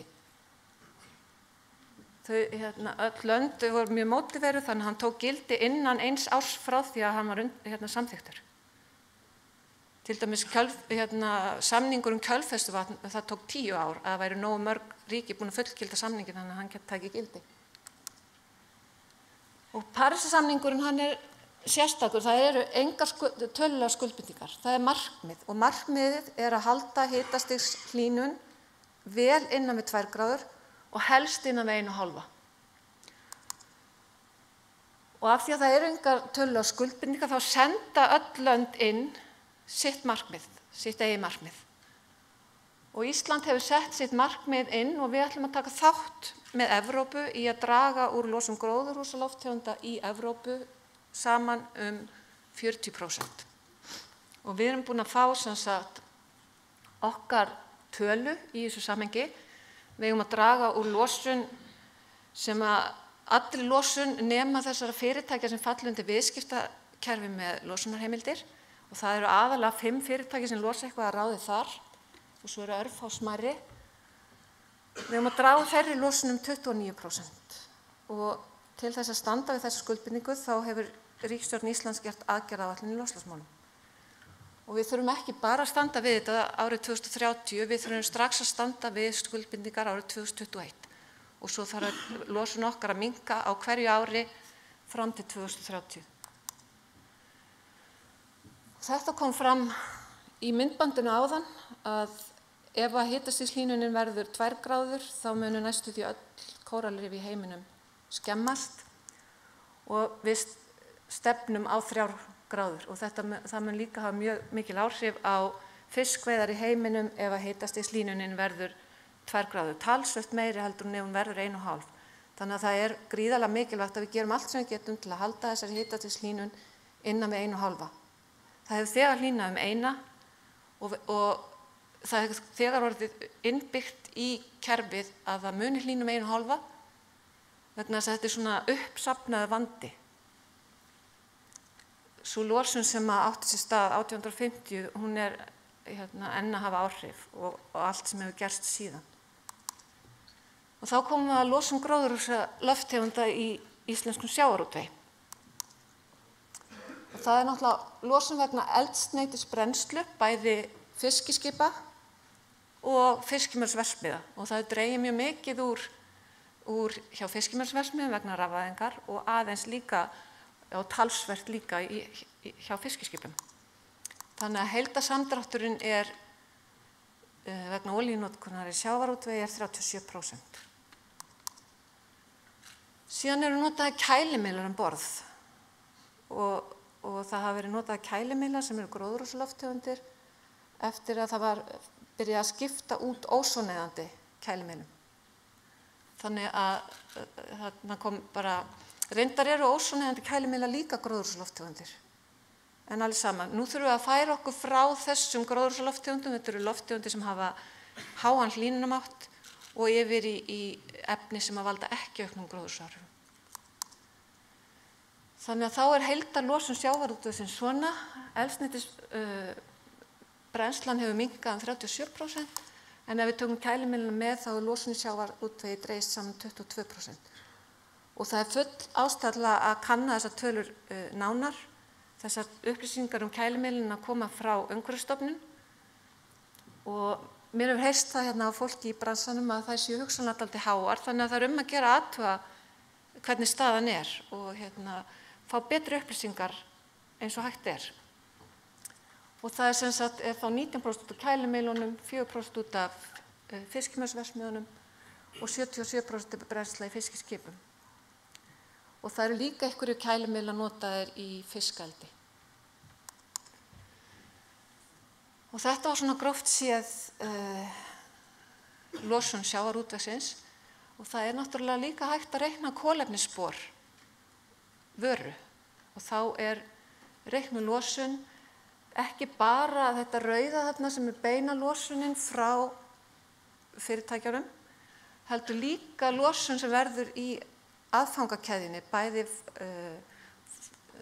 aðfangamegin og frálagsmegin, eða í virðiskeðjunni rétt sagt. Og við hjá Environæs við reiknuðum kolefnissporið fyrir laxeldi og það er rúmlega 3 kíló á hvert kíló. Og þegar það verið að gera svona kolefnisspor þá er mjög mikilvægt að kerfismörkin séu nokkurn veginn sambærileg. Og kerfismörkin sem við notuðum í því verkefni, það var frá vöggu að dreifingastöð. Og það er það sem er oft notað varðandi matvæli. Og ég setti hérna svona til samanburðar að það væri náttúrulega mjög áhugavert að reikna kolefnisspor fiskveiða og það þyrfti þá bara að fá upplýsingar alls kyns aðföng, brennslu, olíu, kælimiðla og veiðar og það er hægt að gera kannski fyrir mismunandi tegundir. En ég tók hérna saman líka bara svona nokkur dæmi kolefnisspor matvælavinnslu og við hjá Environæs höfum gert þarna fyrstu dæmin og síðan eru þetta erlendar rannsóknir og svo varðandi fiskveiðar þá er þetta svona vistferðisgreining sem Aðalbjörg Birna Guttormsdóttir gerði árið 2009. Þannig að þetta er svona vísbending og það væri mjög áhugavert til dæmis að sjá hvort þetta hafi breyst með batnandi orkunýtni. Svo lítið dæmi kannski pínlítið öðruvísi út ef við skoðum þetta út frá kaloríum. Þá til dæmis koma tómatarnir mun verr út heldur en ef við skoðum þetta á hvert kíló. Og humarinn kemur ekkert sérstaklega vel út heldur. En þá er það leiðir til að minnka losun í sjávarútvegi og ég myndi telja að það væri fáar atvinnugreinar á Íslandi ef einhverjar sem hafa meiri hagsmuni af því að það sé dregið hratt úr losun gróðurhúsalofttegunda. Og þá er náttúrulega mjög mikilvægt að ryðja bara brautina og vera í fararbroddi. Halda áfram. Já, ég ætlaði að nefna það einmitt áðan að þegar það hefur dregið úr losun sjávarútvegsins 22%, þá er heildarlosun Íslands á sama tímabili hefur aukist næstu í 30% og til dæmis hefur losun frá vegasamgöngum aukist 85% á þessu tímabili. En það þarf að halda áfram með þetta verkefni og gera allt sem hægt er og í aðgerðaáætlun ríkisstjórnarinnar þá er talað útfösun kælimiðla og það er búið að setja á kvótakerfi. Það kom reglugerð í desember á síðasta ári þar sem er sett á kvótakerfi fyrir kælimiðla. Þannig að það mun fara framboð af þeim mun fara minnkandi á næstu árum. Þannig að verðið á þeim mun þá líklega hækka. Þannig að þá er bara gott að vera á undan og reyna að koma þessum efnum út. Auðvitað er þetta dálítið flókið. Sum stakingsefni eru eitruð eins og ammoníak og önnur eru kannski eldfim og svo getur verið erfitt að koma fyrir búnaðinum borð í skipum. Það ekki alltaf endalaust pláss. En þetta samt eitthvað sem er hægt að gera og þarf að ráðast í. Síðan það í aðgerðaáætlun ríkisstjórnarinnar þá talað að allar fiskimjölsverksmiðjur verði rafvæddar fyrir 2030. Og þá greinilega bara ryðja úr vegi þeim hindrunum sem standi í vegi fyrir því. Og síðan ýmsar aðgerðir nefndar varðandi eldsneytisbrennsluna, það fasa út svartolíu, setja raftengingar í hafnir, þá vera íblöndun á endurnýjanlegu eldsneyti, þá hækka kolefnisgjald og svo gert ráð fyrir áframhaldandi bættri orkunýtni og þá gert ráð fyrir að losunin verði bara 400.000 tonn árið 2030 í þessari aðgerðaáætlun. Þannig að til þess að minnka það ennþá frekar þá myndi þurfa að fara í orkuskipti og það hefur nú þegar náttúrulega náðst góður árangur en það þarf að fara lengra. Það bara nauðsynlegt. Og þangað til kannski hægt að kolefnisjafna að því að orkuskiptin geta ekki gengið neitt svakalega hratt fyrir sig. Það tekur tíma að endurnýja stóran flota og þangað til þá kannski hægt að kolefnisjafna greinina. Þannig að hér á Íslandi þá hægt að nota 3 aðferðir. Það hægt að binda kolefni með skógrækt og landgræðslu og svo hægt að koma í veg fyrir losun með því að endurheimta votlendi. Og því miður þá þetta svolítið svona á byrjunarstigi hérna, það svona ýmislegt varðandi skilmála og kostnaðarlíkön sem á eftir að skýrast. En það samt nú þegar komnir einhverjir aðilar sem bjóða upp á kolefnisjöfnun, en svo líka kannski hægt að fara í kolefnisjöfnun án þess að hafa beint samband við þá aðila, að gera það meira svona að eigin frumkvæði. Þannig að þetta þarf einhverja samstarfsaðila til þess og það þarf helst að vera einhver vottun og það þarf að vera alveg tryggt að það sé verið að binda kolefni eða koma í veg fyrir losun. Það þarf að vera hægt að sýna fram á að raunverulegur árangur hafi náðst. Og ég prófaði að skoða hérna fyrir einn togara sem brennir kannski 1.000.000 lítrum á ári. Og þá væri losunin nálægt 3.000 tonnum af koldíoxíði. Og þarna gerum við bara ráð fyrir að það sé ekki verið að nota kælimiðla því að við ætlum að fasa þeim út. Þannig að þetta bara olíubrennslan. Og þá hægt að fara í landgræðslu aðgerðir og þá þyrfti að endurheimta, hvað var þetta, 1600 hektar á landi. Það setjum gleraugun aftur. Já, 1600 hektar á landi, það myndi kosta 320 milljónir. En það þá aðgerð sem myndi duga áratugi fram í tímann. Og þessa aðferð eða aðgerð má bæta verulega með því að nota landgræðslu á landi sem illa farið og að tapa kolefni í staðinn fyrir að vera að binda á svörtum söndum. Svo væri hægt að fara í skógrækt. Það aðeins ódýrara og það rosalega mismunandi árangur eftir hvaða tré eru notuð. Íslenska birkið skilar kannski einna minnstum árangri en við erum svona einna hlintust því á meðan alaska aspir geta bundið meira magn. Þannig að þetta bara verðhugmyndi vegna þess að það hægt að útfæra þetta á svo marga mismunandi vegu. Og svo það endurheimt votlendis og það svona langódýrasti kosturinn og skilar í raun og veru árangri fyrst vegna þess að það komið í veg fyrir losun á gróðurhúsalofttegundum. Það svona til dæmis mjög leiðilegt að heyra það að við erum ennþá árið 2018 að ræsa fram meira land heldur við erum að endurheimta. Svo langar mér bara að enda að taka undir orð sem svo fjölmargir aðrir hafa sagt á undan mér. Það ekkert plan B í þessu, það there is no planet B. Takk fyrir mig.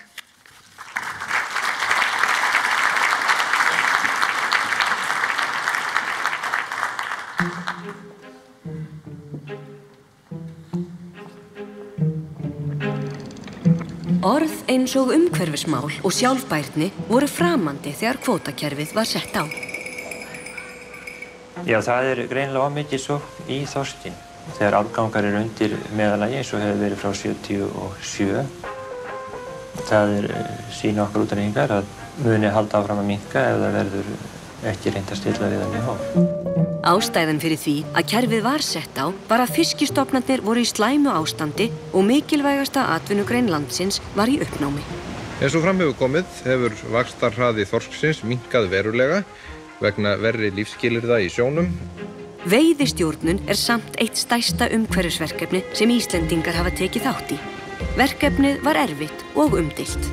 Það krafðist samvinnu atvinnugreinarinnar, stjórnvalda og vísindasamfélagsins, en með því tókst að stöðva hnignun veiðistofna við Ísland.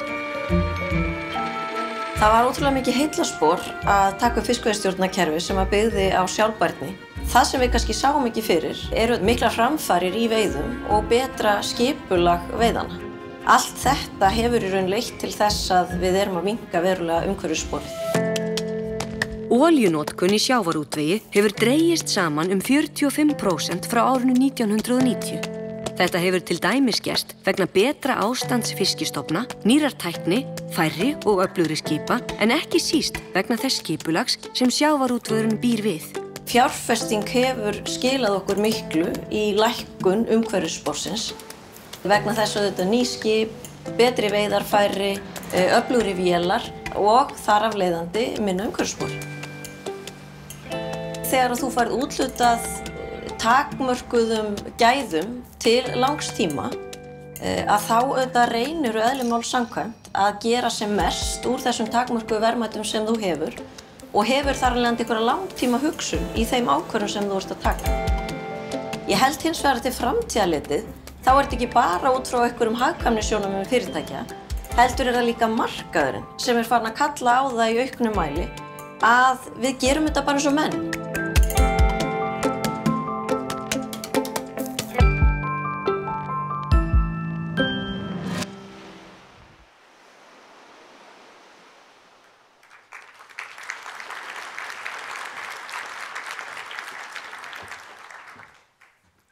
Við þökkum Birnu fróðlegan fyrirlestur. Það ljóst að það verður að gera betur í að draga úr losun gróðurhúsalofttegunda í sjávarútvegi og að því verður unnið. Þá komum að næsta ræðumanni, Ólafi Elínarsyni, sviðsstjóra markaðsrannsókna hjá Gallup á Íslandi. Hann hefur yfir 10 ára reynslu í markaðs- og viðhorfsrannsóknum og hefur sinnt stundakennslu í HÍ og HR í aðferðafræði. Ólafur ekki með öllu ókunnugur sjónum því hann var háseti á Arnari H1 og Örvari H21 og bestu verslunarmannahelgarnar voru víst þær sem hann var í smugunni. Við erum að tala vanan mann. Hann ætlar meðal annars að greina okkur frá niðurstöðum úr nýrri könnun sem Gallup gerði fyrir SFS þau áhrif sem vitundavakning umhverfis- og loftslagsmál hefur á neytandann. Við bjóðum hásetann velkomin í pontu.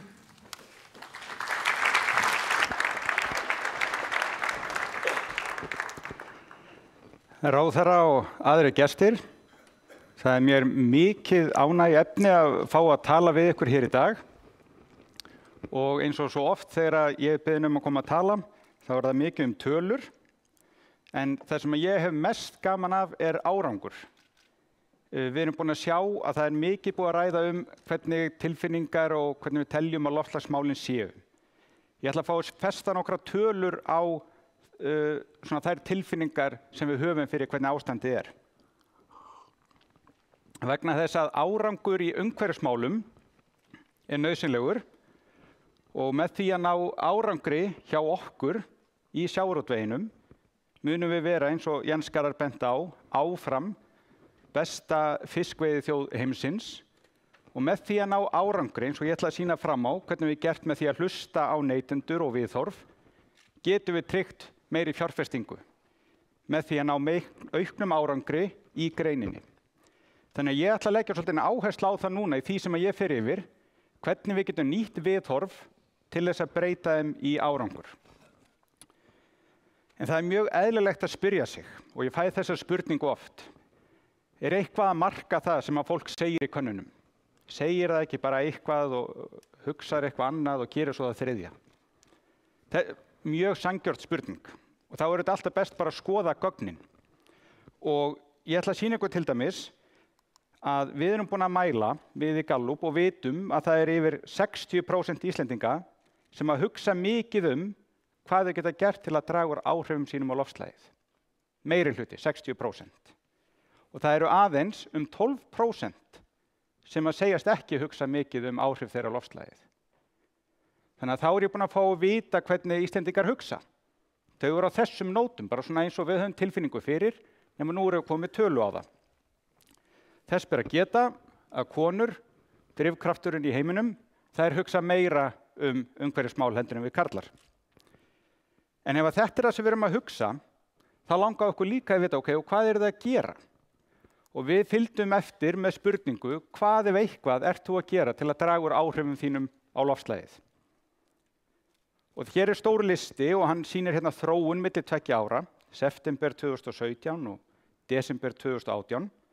Og það er ennþá greinilega mikill fókus á sorp, því að það var fyrsta hegðunin sem var byrjað að kynna og innleiða þegar við fórum að flokka pappan og pappírinn fyrir nokkru síðan. Núna erum við mikið að pæla í plastinu. En nú er ég aftur bara búin að tvisa að spyrja fólk hvað er að gera. Hvernig get ég verifæð, hvernig get ég athugað hvort að þetta er að skila sér. Björn H. Halldórsson, framkvæmdastjóri Sorpu, hann segist sjá merki þess að það er fylgni milli þess sem að fólk segist gera og það sem er að gerast síðan. Við sjáum þetta einnig í fylgiskönnunum. Frávikin í fylgiskönnunum eru mjög lítil á heildina litið þegar við erum að skoða hvað fólk segist ætla að kjósa. Þannig að við getum, eftir að hafa skoðað gögnin, sagt jú, það eru tengsl þarna á milli. Það sem að fólk segir og það sem það gerir. En það er ein veigamikil ástæða, atriði, sem að skipta öllu máli og það er að veita fólki tækifæri til þess að taka viðhorf sitt og hegðun, eða viðhorf sitt og hugsun og breyta í hegðun. Það er að segja, við getum ekki farið og gert það sem okkur langar að gera ef það er ekki þjónustan fyrir hendi, ef að varan er ekki til. Ef ég vil lifa betra umhverfisvænna lífi, þá verða vörurnar að vera til og ég verð að hafa þekkinguna og upplýsingarnar til þess að geta aktað á þetta viðhorf mitt. Og það er þetta sem skiptir máli. Það er að geta aktað á niðurstöðunar. Græni kassinn þarna átt að koma fyrir margt löngu, ég tala bara svo mikið. En það skiptir máli líka að skoða gögnin vel. Því að það að segjast vilja vera umhverfisvænn, hugsa umhverfið, það þýðir ekki að það geti raungerst yfir á allt saman. Það er að segja, við megum ekki ætla þó að séum þetta viðhorf að það fari yfir á alla okkar hegðun. Til að mynda, þá eru 41% sem að breyttu ferðamáta sínum ekkert síðastliðna 12 mánuði til þess að reyna að draga úr áhrifum sínum á umhverfi og loftslagsmál. Og það eru þetta fjölmargar ástæður fyrir því. Innviður er ekki til, samgöngukerfi býður ekki upp á það, veður og svo framvegis. Það er að segja, það er ekki komin tækifærin svo að flest okkar geti nýtt þau. Við getum glaðst yfir því að það eru 25% sem eru búin að breyta ferðamáta sínum mikið eða nokkuð, en við þurfum að auka tækifærin og við þurfum að auka markaðssetninguna. Vegna þess að það er breytileiki. Sjáu þið næstu mynd, hefur breytt neysluvenju þínum í daglegum innkaupum, ferðin okkar út í búð. Erum við að breyta einhverju þar? Þarna sjáu þið allt aðra mynd heldur en í ferðamátanum rétt áðan. Hérna eru yfir 50% sem eru búin að breyta mikið eða nokkuð til þess að geta sýnt viðhorf sitt í verki. Og það er auðveldara. Og þar kemur að sjávarútveginum, hvernig við getum sagt frá og sýnt hvernig við stundum fiskveiðar, af hverju við erum númer 1 og af hverju heiminum væri betur borðuð bara sjávarfang veitt að íslenskum hætti.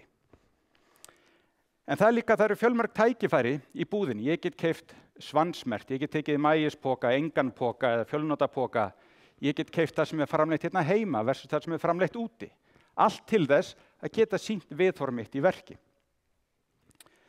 Og þá má orða þetta þannig, þegar ég skoða erlendar rannsóknir, sem ég ætla að sýna ykkur aðeins út í heim líka, að neytendur sem er hugað sjálfbærni sýna viðhorf sitt í innkaupunum.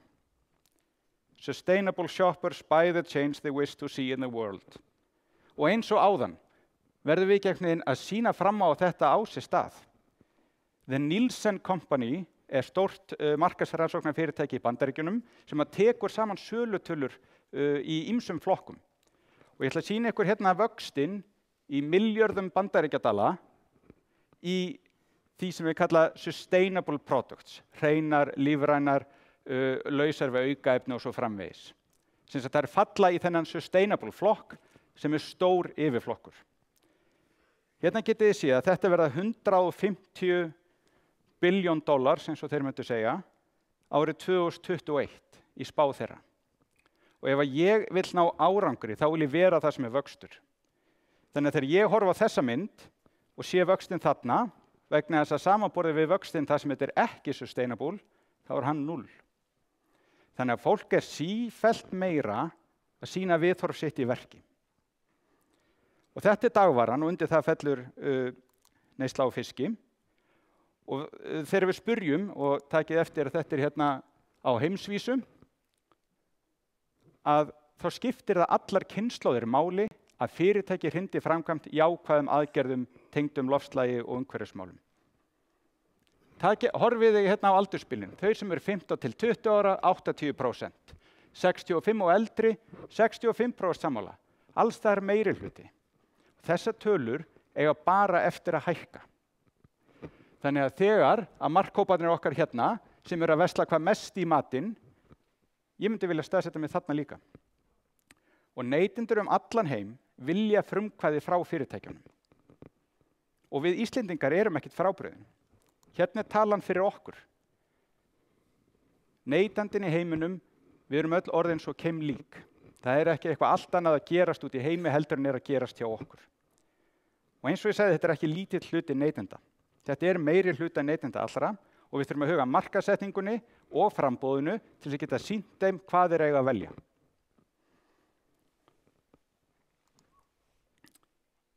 Og hvað einkennir þessar hópar sem eru komin hvað lengst í að fylgja viðhorfum sínum? Þá sjáum við að það sem þúsaldarkynslóðin eða millennials, sem svona fólk upp að 35 ára, þau eru líklegust til þess að vera sammála á fullyrðingunni, ég mun örugglega eða líklega breyta kauphegðun minni til að hafa minni áhrif á umhverfið. Mikið væri nú gott ef maður geti boðið þessu fólki upp á vöru og þjónustu, þar sem hann geti aktað á viðhorf sitt. Sjáið þið hópana síðan hérna, kynslóðuna mína, 35-50, það tæpur helmingur hjá okkur líka sem að gera það. 50-64 ára, það eru 34%. Og aftur, þessi hópur hér, hann mun ekki breyta viðhorfu sínu þó hann komist upp í það að verða 35 ára. Þá dettur hann ekki niður í þetta. Þessi hópur færist hérna yfir og þessi hópar hækka líka. Vegna þess, eins og áður framkomið, að loftslagsbreytingarnar eru komnar, þær eru ekki á leiðinni. En skoðum hann aðeins meira. Hvað einkennir svona lýðfræðilega þennan neytanda? Góða tekjur, góð menntun, með börn, býr í borgum.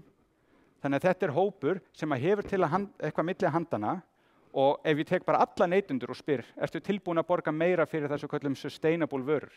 Þá yfir helmingur tilbúin til þess.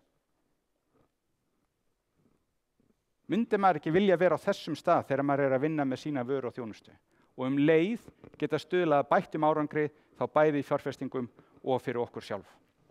Og ég ætla að halda áfram vegna þess að þessi sjálfbærni eða sustainability, mér langar að fara ennþá niður, mér langar að kafa þetta alls onni í það sem skiptir máli og ég þakka ljósmyndarsafni Skagastrandar fyrir þessa fallegu mynd af Arnari HV1.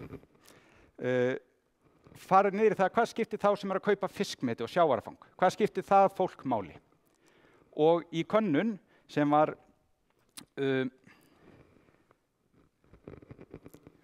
nú var ég svona að finna í fyrsta skipti að ég þarf að fara að huga eitthvað að sjóninni.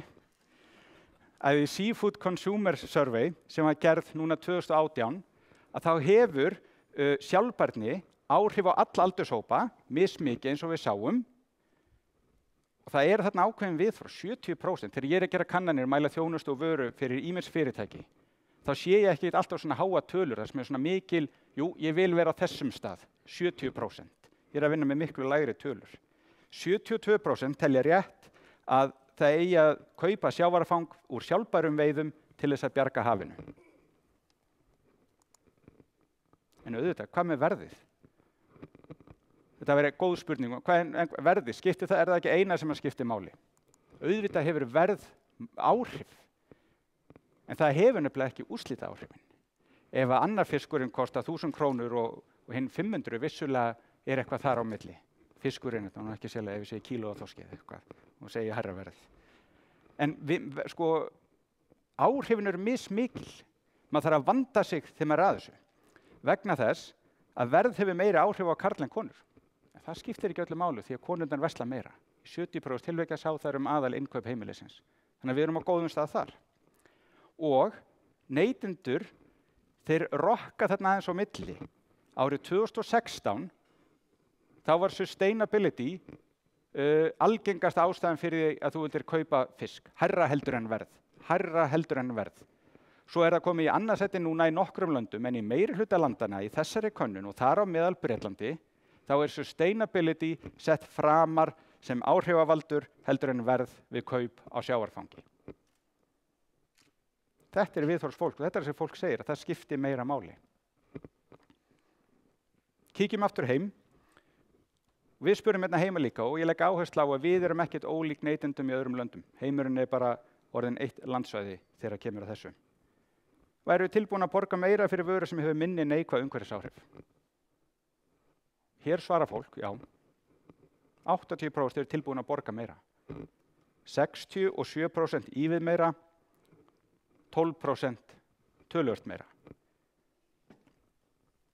Þegar við spurum sömu spurningar í útlöndum eru 66% sem eru sammála þessu líka.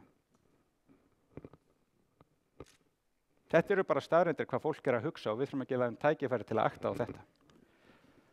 Við spurum Íslendinga hversu mikið meira, svona hlutfallslega. Það er erfitt að setja svona eitthvað verð í könnun og við sjáum að það er 12% af meðaltali sem að fólk er tilbúið að borga fyrir sjálfbæra vöru.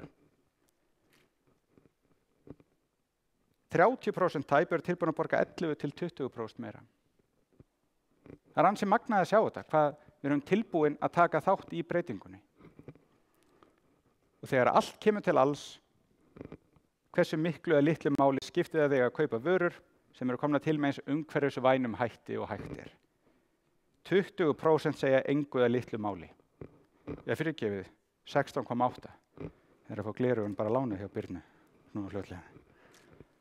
Þannig þið sjáu hver meiri hlutin er. Meiri hlutin hugsaður málin, meiri hlutin er tilbúin að borga fyrir þau, hann er búin að segja okkur hvaða verð og tölur, sölutölur sína okkur hvaða geirar eru vaxandi. Allt saman þetta ætti að vera hvatning fyrir okkur til þess að ná ennþá meiri árangur í því sem við erum að gera. Aðal árangurinn verður að bæta heiminn, en sem betur fyrir hefur hann þann skemmtilega aukaverk með sér að okkur gengur betur líka ef við sinnum hlutverki okkur vel. Síðan var auðvitað ekki hægt að sleppa því að spyrja Íslendinga líka, er íslenskt sjávarfang betra en erlent? Jú, það eru 70% sammála því, 35% mjög sammála. Ég hef bara lætið ykkur að fá listan af þessum 5,5% sem voru frekar ósammála á eftir. Og íslenskt sjávarfang er umhverfisvænna en erlent. 70% líka þar tæp. Þannig að við sjáum hvernig viðhorfið heima er til íslensku varana. Og mig grunar við eigum þessa inneign líka úti. Við þurfum bara að vera duglega að koma á framfæri. Og ég ætla að renna einna stuttlega yfir, ennþá meira hvernig við getum náð árangrið því að greiningar skipta máli. Hvaða hvatar er þetta sem hafa áhrif á hvernig við teljum hlutina sjálfbæra, þetta stóra hugtak. Og ég ætla að sýna ykkur hérna, þetta eru sem sagt aðal hlutinir sem fá fólk til þess að kaupa hlutir sem eru sustainable. Þá er það rauða súlan sem er hérna rúm 60%, það er traust á vörumerkinu. Tæp 60%. Ef að varan hefur góð áhrif á heilsuna og hérna er það þeir segja á ensku healthy for me, healthy for we, að það er akkurat þar sem við viljum vera. Eitthvað sem er gott fyrir okkur og gott fyrir umhverfið. Við viljum fersk, náttúrulega og lífræn hráefni og vörumerki sem er umhverfisvænt. En þetta er allt hvernig neytendur eru að hugsa og hvað er það sem hafa áhrif á þau. Mér langar nefnilega líka að segja ykkur að það er ekki bara einstaklingar sem eru að breytast, skipulagsheildir eða fyrirtæki eru líka að breytast. Og þau eru að marka sér stöðu hvar þau vilja vera. Stór fyrirtæki allan heim. Og við skulum sjá dæmi.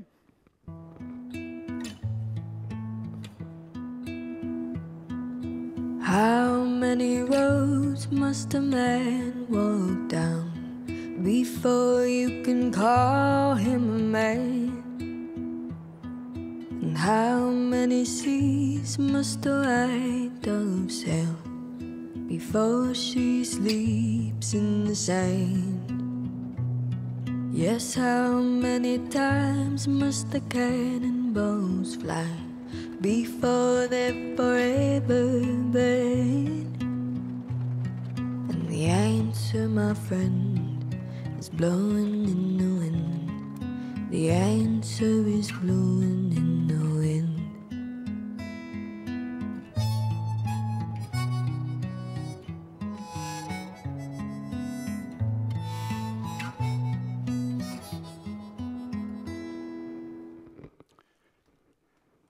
Hérna eitt af stærri drykkjarvöru framleiðendum í heimi að auglýsa í Super Bowl núna nýlega, ofurskálina sem keppi amerískum fótbolta.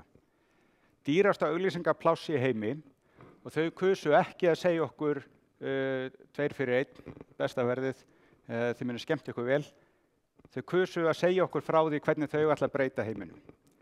Og til þess að ná til fólk sem aðal í Bandaríkjunum en þó allan heim líka, þá kostaði þessi eina birting 1.249.500.000 krónur fyrir 60 sekúndna birtingu í eitt skipti. Þannig að fyrirtæki eru búin að ákveða hvar þau ætla að vera og nú þurfum við bara að standa okkur vel. Vonandi þurfum ekki að eyða svona miklum peningum, en við þurfum að vera á þessum stað. Takk fyrir.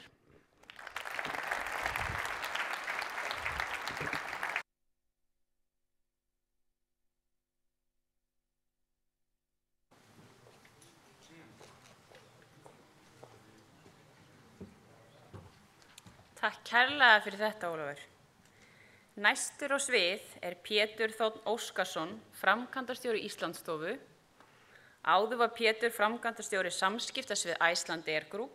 Þar á undan bar hann meðal annars ábyrgð á samskiptamálum Símans, Framtakssjóðs Íslands, Skipta og Íslandsbanka. Hann var viðskiptafulltrúi Íslands í Bandaríkjunum og Kanada á árunum 2000-2005, þar sem hann var meðal annars framkvæmdastjóri Iceland Naturali verkefnisins, samstarfsverkefni íslenskra stjórnvalda og fyrirtækja kynningu á Íslandi og íslensku vörum og þjónustu. Pétur, gjörðu svo vel, sviðið þitt.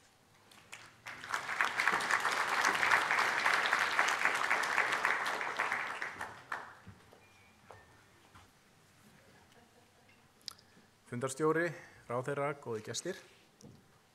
Ég vil byrja á því að þakka kærlega fyrir boðið og ársfundur SFS og forvera þeirra samtaka hefur yfir sér svolítið góðsagnakenndan blæ, þannig að ég er búinn að hlakka til alla vikuna að vera með ykkur hér í dag, en þó ekki síður að vera með ykkur í kvöld. En ég ætla hér í dag að tala tækifæri Íslands í breyttum heimi. En áður en við komum að því þá er rétt að létta lundina og það er fátt betra til þess en að fara yfir hagstofutölur. Og hérna sjáum við samsetningu útflutnings Íslands á árunum 2011 til 2018. Og eins og Jens Garðar minntist á áðan að þá hefur það komið fram í ræðu og riti á undanförnum árum að Ísland þurfi að auka útflutning 1.000 milljarða króna á ári næstu 20 árin til þess að halda þeirri hagsæld sem við höfum á Íslandi með sjálfbærum hætti. Og það kom fram í frægri McKinsey-skýrslu sem var gefin út 2012 að sú hagvaxtaraukning eða sú útflutningsaukning yrði að vera keyrð af því sem kallað alþjóðageirinn. Og þegar við horfum á þessa mynd hér að þá sjáum við að þróunin hefur svo sannarlega ekki verið sú. Við sjáum að árinu 2011 flug- og ferðaþjónusta 20%, sjávarafurðir 26%, alþjóðageirinn 29% og orkuháður iðnaður 24%. Árinu 2018 hefur myndin gerbreyst og við sjáum að flug- og ferðaþjónusta í kringum 40% af okkar útflutningstekjum, sjávarafurðir 18%, alþjóðageirinn 25% og orkuháður iðnaður 17%. Og þetta auðvitað svolítið önnur mynd heldur en að dregin var upp í McKinsey-skýrslunni á sínum tíma Og ekki nóg með það að vægi þessara greina hafi hlutfallslega minnkað, heldur hefur virði útflutnings í krónutalið á árabilinu 2011 til 2017 og dróst það saman hjá öllum öðrum greinum heldur en í flugi og ferðaþjónustu. En tökum upp aðeins léttara hjal og horfum á útflutning sjávarafurða og sjáum hvernig sjávarafurðir sem er það bil 20% af okkar útflutningstekjum, hvernig það skiptist. Og sjáum að heildin 260-70 milljarðar, bolfiskurinn 70%, 177 milljarðar og þarna sjáum við blátt á hvítu mikilvægi þorsks í okkar efnahagslífi. Og ekkert að þessu kemur ykkur óvart auðvitað. Við sjáum líka mikilvægi loðnuvertíðar og við vitum auðvitað hver staðan er á því. En við sjáum líka að við erum farin að eldið að aukast mjög mikið og síðustu 5 árum hefur eldið og tekjur af laxeldi aukist 5 milljarða og eins og kom fram í máli bæði ráðherra og Jens Garðars áðan að þá stöndum við Íslendingar auðvitað frammi fyrir mjög merkilegum tækifærum í þeirri grein. En ef við veltum þá fyrir okkur, hvar eru tækifærin til þess að auka útflutning í íslenskum sjávarútvegi? Það má segja að þau skiptist í þrennt. Í fyrsta lagi getum við fundið nýja vöru. Við getum fundið nýja tegund sem við þurfum að veiða eða vinna og dæmi þetta eru til dæmis sæbjúgun sem á síðasta ári skilaði 1,5 milljarði í útflutningstekjur, ný vara sem var ekki til í okkar útflutningi fyrir nokkrum árum. Í öðru lagi getum við aukið magn þess sem við erum að flytja út í tiltekinni grein og þar eru auðvitað nærtækast að horfa til eldisins þar sem eins og komum við fram hérna í dag að þar getur verið mjög mikil aukning framöndan. En í þriðja lagi, og það er það sem ég ætla að fjalla svolítið hér í dag, þá getum við auðvitað aukið virði þeirrar vöru sem við erum að flytja út í dag og það gerum við meðal annars með markaðsmálum. Og þá kem ég að erindi því sem ég ætla í raun og veru að tala sem tækifæri Íslands í breyttum heimi. En hvað það sem hefur raunverulega breyst? Í fyrsta lagi, eins og kom fram hjá Ólaf áðan, breytt hegðun neytenda. Við sjáum að eftirspurn eftir vörum hefur breyst mjög hratt á allra síðustu árum. Og hins vegar það gerbreytt ímynd Íslands og staða Íslands í heiminum. Og það kallar á eftirspurn eftir því sem íslenskt Ekki bara Íslandi sem ferðamannalandi, heldur því sem íslenskt Og ef við horfum þá fyrst á þær breytingar sem hafa orðið í neyslumunstri og kíkjum á drifkraftana sem eru á bak við þessar breytingar á heimsvísu. Það sem keyrir þessar breytingar áfram eru fyrst og fremst breytt efnahagsleg staða í heiminum. Kína, það til dæmis talað að Kína verði tvöfalt stærra hagkerfi Bandaríkið árið 2030. Það tækniþróun sem hefur gríðarleg áhrif á það hvernig við kaupum og neytum vöru. Það fólksfjölgun sem sjáum meiri þéttbýlismyndun og sjáum að neytendur lifa lengur. Það eru loftslagsbreytingar og samkeppni auðlindir sem kalla fram aukna vitund og breytta hegðun neytenda með mjög hröðum takti. Og svo það breytt gildismat og aukið upplýsingaflæði. Þar sem 2/3 heimila í heiminum eiga snjallsíma við mun betra aðgengi að upplýsingum en áður sem hefur gríðarleg áhrif á gildi neytenda þegar kemur á pólitík, menningu, samfélagi og neyslu.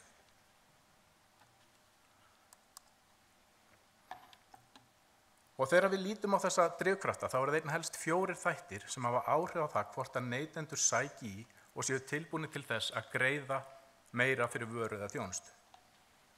Það í fyrsta lagi það sem augljóst að neytendur eru tilbúnir til að greiða meira fyrir gæði og munað og það ekkert nýtt í þessu. En annað sem að neytendur eru tilbúnir til þess að greiða meira fyrir eru hlutir sem að einfalda þeim lífið í stöðugt flóknari heimi. Allt sem sparar tíma og minnkar stress mikils virði í dag. Nú það einnig þættir sem stuðla að bættri heilsu og vellíðan. Eldri neytendur leitast við að lengja lífið með heilsusamlegri lífstíl, á meðan yngri neytendurnir vilja bæta ímyndina og vera besta útgáfan af sjálfum sér eins og sagt er.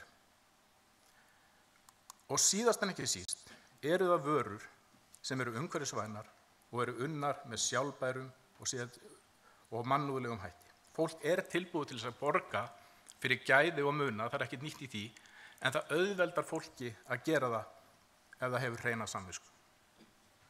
Og eins og þið sjáið að þá eru þetta fullt af tækifærum í þessum myndum fyrir íslenskan sjávarútveg. Nú ef við skoðum síðan þessi trend og mátum þau við markhópinn sem að helst velur Ísland, og þetta markhópur sem að við sannreinum, ef svo má segja, í okkar rannsóknum austanhafs og vestan við höfum gert á undanförnum 15 til 18 ára síðan við byrjuðum að gera rannsóknir, og það var einhver auglýsingastofa sem að kallaði þennan markhóp lífsglaða heimsborgaran, en ég tók það út, ég held að það sé ekki skemmtilegu maður að vera með. Og en við sjáum að lífsglaði heimsborgarinn, hann býr í þéttbýli með börn á heimili, menntun og tekjur yfir meðallagi, hann úthverfur skapandi og opinn fyrir nýjungum og félagsskap, hann forvitinn, hann ber mikla virðingu fyrir umhverfinu og hann er gaman að versla og tilbúin til að borga meira fyrir gæði og þjónustu. Þetta hópurinn sem velur Ísland. Og ef þið máti þetta við þau trend sem við erum búin að vera að fara yfir hér í dag og Ólafur fór yfir áðan, þá sjáið þið hversu mikið samræmi á milli í þessum efnum. En þá að hinum þættinum sem ég tel að skapi tækifæri fyrir Ísland til framtíðar, og það sú breyting sem hefur orðið á þekkingu, ásýnd og ímynd Íslands á undanförnum árum og áratugum. Og nú ætla ég að fara með ykkur aðeins aftur til fortíðar. Eins og kom fram áðan þá var ég einu sinni viðskiptafulltrúi Íslands í Bandaríkjunum og þá vorum við að búa til Iceland Naturally verkefni og þá gerðum við fyrstu rannsóknar sem voru gerðar á þeim markaði. Og ég man að við gengum mjög glaðsinna og bjartsýn til þess verks og töldum að við myndum fá út úr þessu staðfestingu á því sem við náttúrulega vissum á. Allir vissu allt Ísland og íslenska vörur og þjónustu. Og ég held að eini maðurinn sem varaði við bjartsýni á þessu tíma hafi verið Maggi Gúst sem situr nú hérna í salnum. En það breytti engum það að við rannsóknar voru keyrðar og niðurstaðan í stuttumáli, og það 20 ár síðan, voru þær að það var afar lítil vitund Ísland yfir höfuð. Það var nánast engin vitund íslenskar vörur, það var mjög lítil og eiginlega engin vitund íslenska menningu. Það var eiginlega ekki vitund neitt sem sneri að Íslandi. Og ákveðnum svona lágpunkti í þessari rannsókn var náð þegar búið var að spyrja fólk, veistu þetta Ísland og veistu hitt Ísland og það var allt þannig. En þá spurðum við, en hversu áhugasamur ertu nú að vita meira Ísland? Og þá kom þetta. Og fólk sagði bara, ég hef eiginlega engan áhuga að vita meira Ísland. Þannig að þetta var staðan, þannig að það var á brattan að sækja og þetta var auðvitað töluverð eyðimerkur ganga og mér það minnistætt þegar að við vorum einu sinni með viðburð á þessum tíma í Los Angeles og í lokin þá var dregin út vinningur og það var ferð fyrir 4 til Íslands og Einar Gústafsson sem var framkvæmdastjóri ferðamálaráðs í New York á þessum tíma, hann stendur upp í pontu og les upp númerið og upp kemur kona og Einar segir við hana, "Congratulations ma'am, you have won a trip for 4 to Iceland." Og konan svona horfir á hann og segir svo, "Do I have to go?"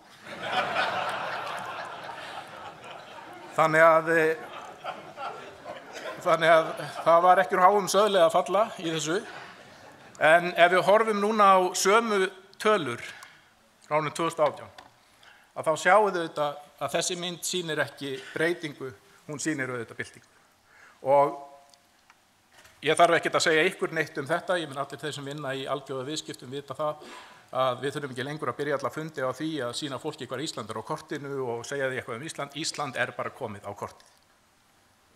En eitt vitund og áhugi, en annað innihald þeirrar ímyndar sem að til staðar Og ef við skoðum aðeins hver ímynd Íslands erlendis og skoðum viðhorfs- og vitundarkönnun sem Íslandsstofa hefur gert, þar sem við erum að mæla viðhorf og vitundum vörur og þjónustu, viðhorf og vitundum áfangastað, tengsl við land og þjóð, tengsl við áfangastaðinn, og samanburð önnur lönd, að þá sjáum við að þegar við skoðum þá ímyndarþætti sem að fólk tengir mest við Ísland, að þá eru þetta þættir sem eru náttúrulegt ósnortið, heilbrigður lífstíl, sjálfbærni, fallegt umhverfi, náttúra, í raun og veru allt þættir sem að rýma mjög vel við þau trend sem við vorum að fara yfir á. Þannig að ímyndin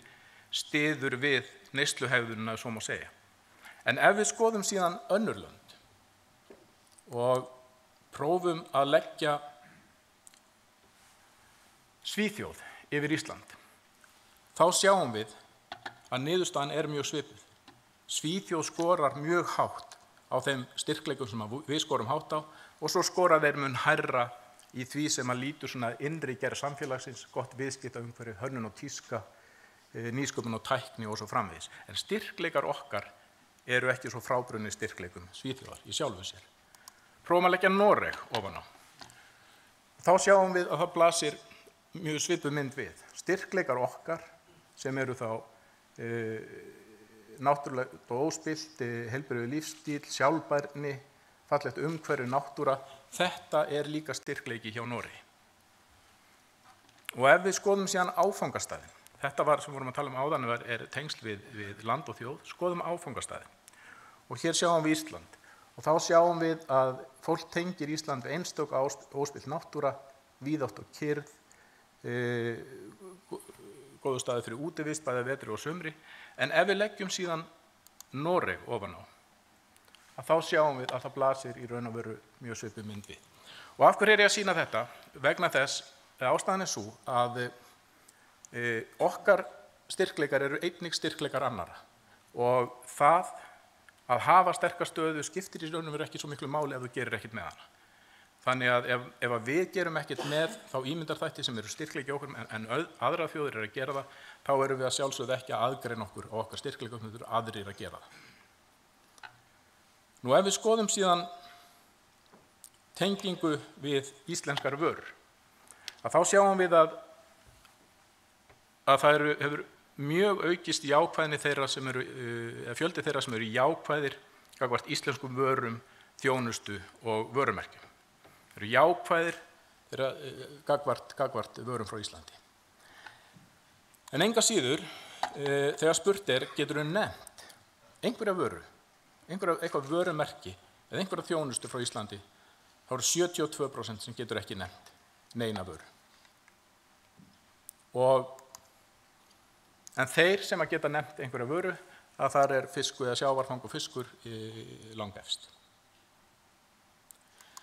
En ef að við horfum síðan á áhrif upprunalands á kauphegðun, og hér var spurt hvaða áhrif myndi það hafa á áhuga þeim til þess að kaupa fiskirétt á matseðli ef þú vissir að fiskurinn væri frá eftirfarandi löndum. Og þá sjáum við að tvö lönd skera sig úr, það er Ísland og Noregur, mjög hátt, og þetta eru þeir einstaklingar sem gáfu 8, 9 eða 10 á skalanum 1 til 10. Og þá sjáum við að við erum ívið hærri en normenn, ef eitthvað er, í því að hafa áhrif á fólk að fiskurinn sé frá Íslandi. Og þá veltum að því fyrir sér, ok, hvað erum við að gera með þennan styrkleik? Hvað erum við að gera með styrkleikan og stöðuna og hvað eru aðrir að gera? Og ég held að við eigum að vera alveg óhrædd að læra af þeim sem gera vel. Og við tölum auðvitað það að normenn hafa gert mjög vel í sinni markaðssetningu á sjávarfangi. Og þeir segja sjálfir að þeir reki 10% af útflutningstekjum sínum á sjávarafurðum að sé afleiðing af markaðsstarfi. Og við tölum gjarnan það hvað normenn séu klókir í markaðsstarfi, þeir séu sniðugir að koma sínum afurðum á framfæri og svo framvegis. En á sama tíma segjum við, ég meina, þetta er náttúrulega óttalegt feik. Skrei er bara þorskur og svo, ég meina, sushi lax er bara norskur lax og svo framvegis. En þetta skiptir engu máli, þetta hefur áhrif. Og þeir fá að þeirra eigin mati 10% hærra verð fyrir sínar afurðir vegna markaðsstarfs. Og ef við heimfærum þetta bara einfaldlega upp á nokkra markaði fyrir okkur Íslendinga, og ef við myndum auka virði okkar sjávarfangs á Bretland, Bandaríkin og Frakkland 10%, þá verður það 7 milljarðar í auknar gjaldeyristekjur. Þannig að hér að sjálfsögðu eftir mjög miklu að slægjast. En að lokum, í þessum breytta heimi, hvað höfum við fram að færa? Við erum með fiskveiðistjórnarkerfi sem fyrirmynd annarra þjóða. Við erum með sjálfbærar, vottaðar tegundir. Við erum með framúrskarandi sjávarútvegsfyrirtæki. Við erum fremst í heimi í nýtingu og vinnslu afla. Við erum með áratuga þekkingu á markaðnum. Við erum með dreifileiðir á öllum helstu mörkuðum. Við erum með jákvætt viðhorf og aukin áhuga á íslenskum vörum. Og við erum með framúrskarandi hágæða vöru í alþjóðlegum samanburði. Eina sem við þurfum að gera að segja þessa sögu. Og þess vegna það alveg sérstakt ánægjuefni að SFS og fyrirtæki í greininni hafi ákveðið að fara þá leið og segja söguna. Og ég held að við eigum einfaldlega að horfa til þess sem best gert. Við eigum að horfa til fremsta markaðsfyrirtækis í heimi og snúa bökum saman og kýla bara á þetta. Takk fyrir.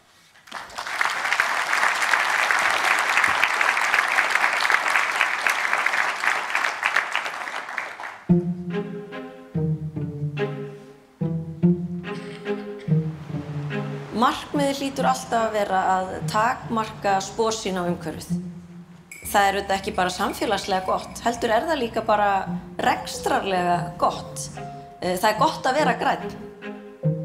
Margt sem þegar verið að gera mun draga enn frekar úr olíunotkun. Sterkari stofnar skila sér í hagkvæmari veiðum og fjárfestingar í nýjum skipum og tækni munu halda áfram að draga úr olíunotkun. Við höfum verið að horfa á þetta út frá markmiði Parísarsamkomulagsins. Miðað við það að þá gert ráð fyrir að þjóðir heims dragi saman 40% ef miðað við árið 1990 til 2030. Fyrir sitt leyti hefur sjávarútvegur náð því markmiði. Hann hefur dregið úr losun 43% frá 1990 til 2016 og svona miðað við áætlanir okkar gangi allt eftir að þá gæti sjávarútvegur dregið úr losun 55% til ársins 2030.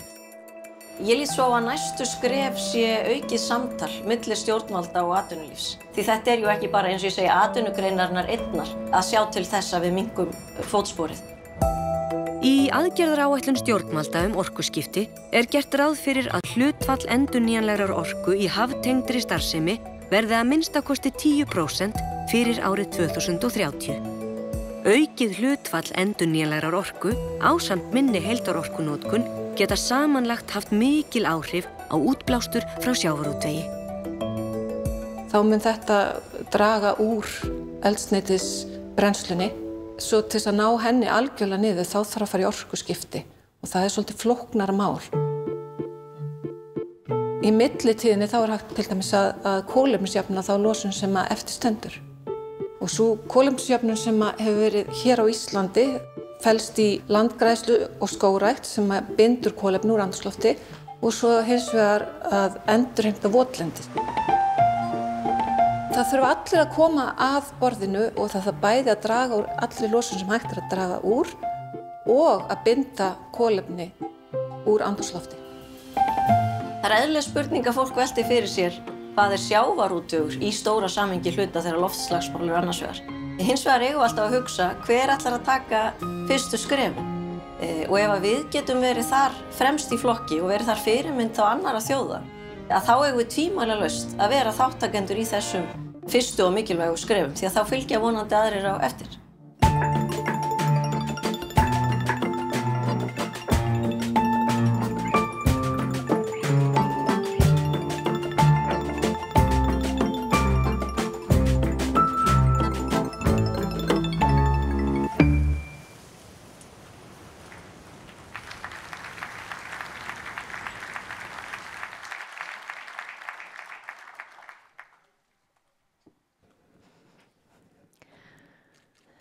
Ráðherra, kæru fundarmenn. Mér var falið að vera með svona eins konar samantekt hérna. Ég reyndi að byrja að taka fram að frábær leikkonan í þessum myndböndum sem lék mig. En það kannski offramboð mér líka á þessum fundi, mér sýnist það. En mér langar kannski að misnota aðeins tækifæri mitt og kannski ég með aðeins ítalegri samantekt, en ég held hins vegar að við getum dregið allt það sem hér hefur komið fram saman í þetta, föstudagar til framtíðar. Það er föstudagur í dag og flestir hugsa vafalaust þetta röng staðhæfing vegna þess að föstudagur eini dagur vikunar þar sem maður virkilega í núinu, maður svo guðslifandi feginn að það sé komið helgafrí, maður ætlar að njóta, vera, ekki að pæla í framtíðinu og veseninu sem að byrjar aftur á mánudaginn. En föstudagur til framtíðar, þetta er slagorð einnar stærstu fjöldahreyfingar sem að hefur farið af stað á umliðnum árum. Og ég veit og ég sé að þið eru eitt spurningamerki, enginn kveikir kannski á perunni. Og það hryggir mig að segja ykkur það að það er vegna þess að ykkur var ekki boðið. Þið eruð ekki með í þessu partí. En það er þetta fólk. Þessir krakkar, ekki bara á Íslandi, heldur allan heim, ungt fólk á öllum skólastigum, grunnskóli, háskóli og svo framvegis, hefur mótmælt hvern einasta föstudag í 8 vikur. Hverju eru þau að mótmæla?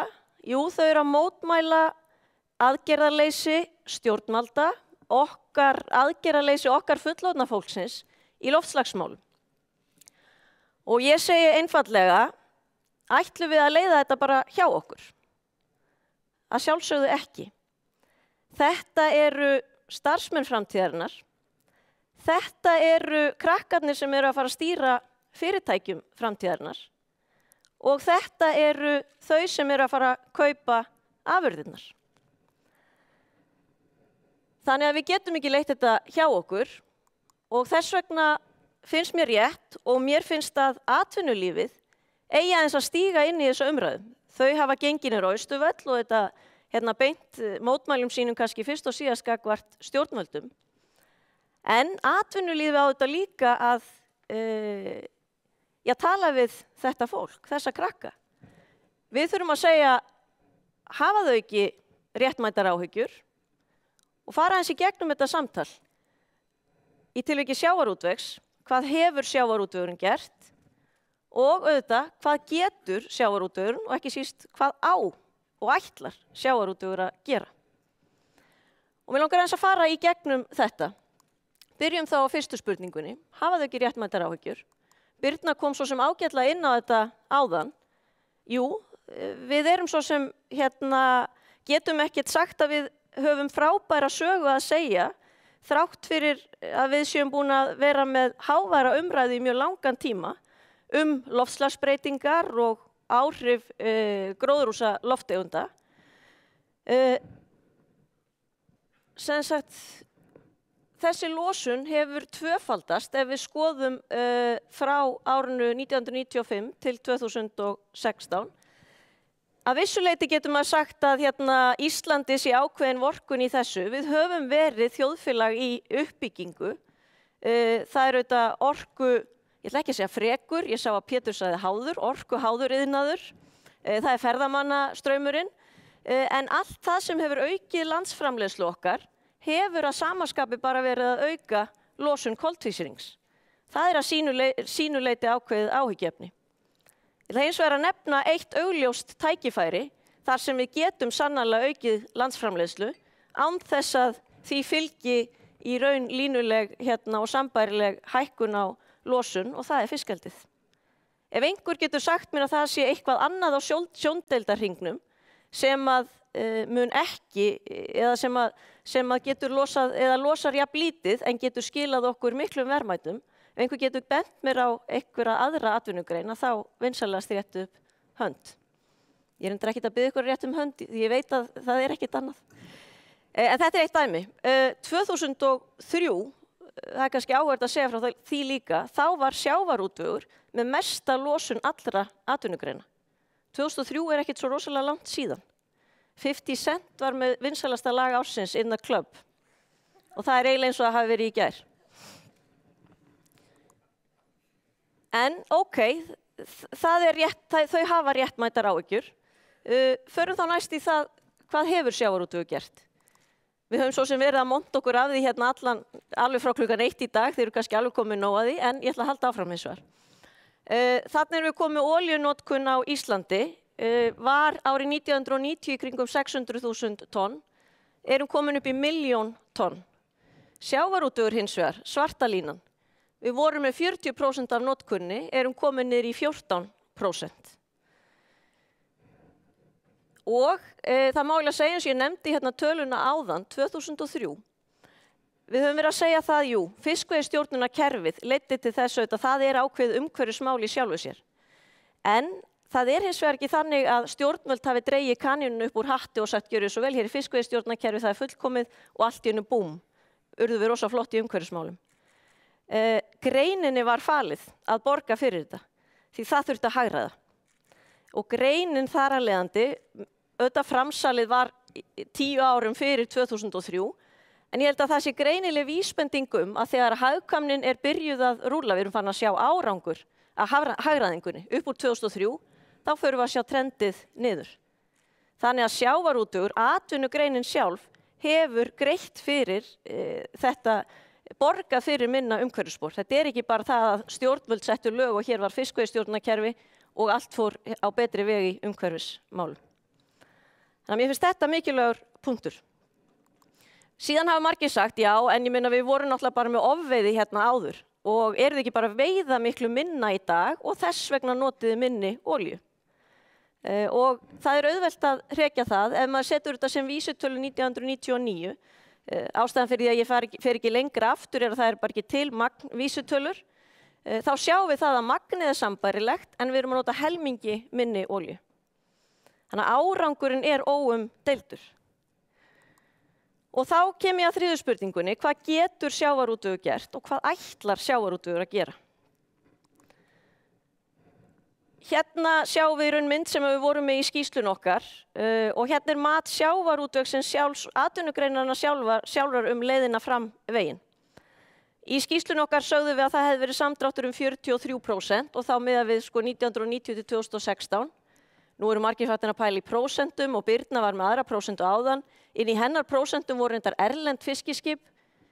Ég ætla að biðja ykkur í Guðs bænum ekki að láta okkur bera ábyrgð á erlendu fiskiskipum. Ég ætla bara að bera ábyrgð á þeim íslensku. Þannig að það eru tölurnar sem við notum, þannig að ég ætla bara að útskýra þá munin á þessu tvennu.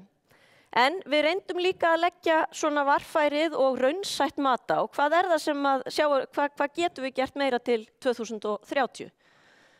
Og ef við höfum, sem sagt 2017 vorum við búin að bæta tölur okkar, vorum með 43% samdrátt frá 1990 til 2016, bættust við heil 3% stig bara á einu ári. Fórum í 46% samdrátt frá 1990 til 2017. Við getum dregið úr 14% í viðbót til 2030, þannig í heildina geti þetta orðið 54–55%, eins og leikkonan í myndbandinu reynda sagði hann. Hver er forsenda þessa gráa eða bláa kassa þarna? Jú, fjárfesting er umhverfismál. Þetta er lýsandi dæmi hverju fjárfesting er að skila og hvers vegna þetta minnkandi umhverfisspor. Hérna erum við 1980, þannig að sjáum við fjölda skipa. Þessi skipafloti gat veitt í kringum 2400 tonn samtals, 90–100 sjómenn og það var jafnvel hringsólað, leitað, kastað, mikill bruni á olíu. Hérna erum við með beiti í Neskaupstað, hann er ekki í Neskaupstað okkur á þarna en væntanlega einhvers staðar að sigla til Hafnar. 3200 tonn sem þetta skip getur borið, kringum 8 í áhöfn. Þannig að þið getur rétt ímyndað ykkur bara áhrifin sem svona fjárfesting hefur á umhverfið til góðs. Annað dæmi, þetta er nýtt skip vinnslustöðin í Vestmannaeyjum, Breki. Það í raun kemur í stað 2 eldri skipa, dregur 2 troll jafnvel í einu, en það eyðir helmingi minni olíu að jafnvel meira en hin 2. Þannig að menn sjá strax hversu mikils virði er að við höfum sterkan sjávarútveg sem er í færum til að fjárfesta. Og þriðja atriðið er svo þetta.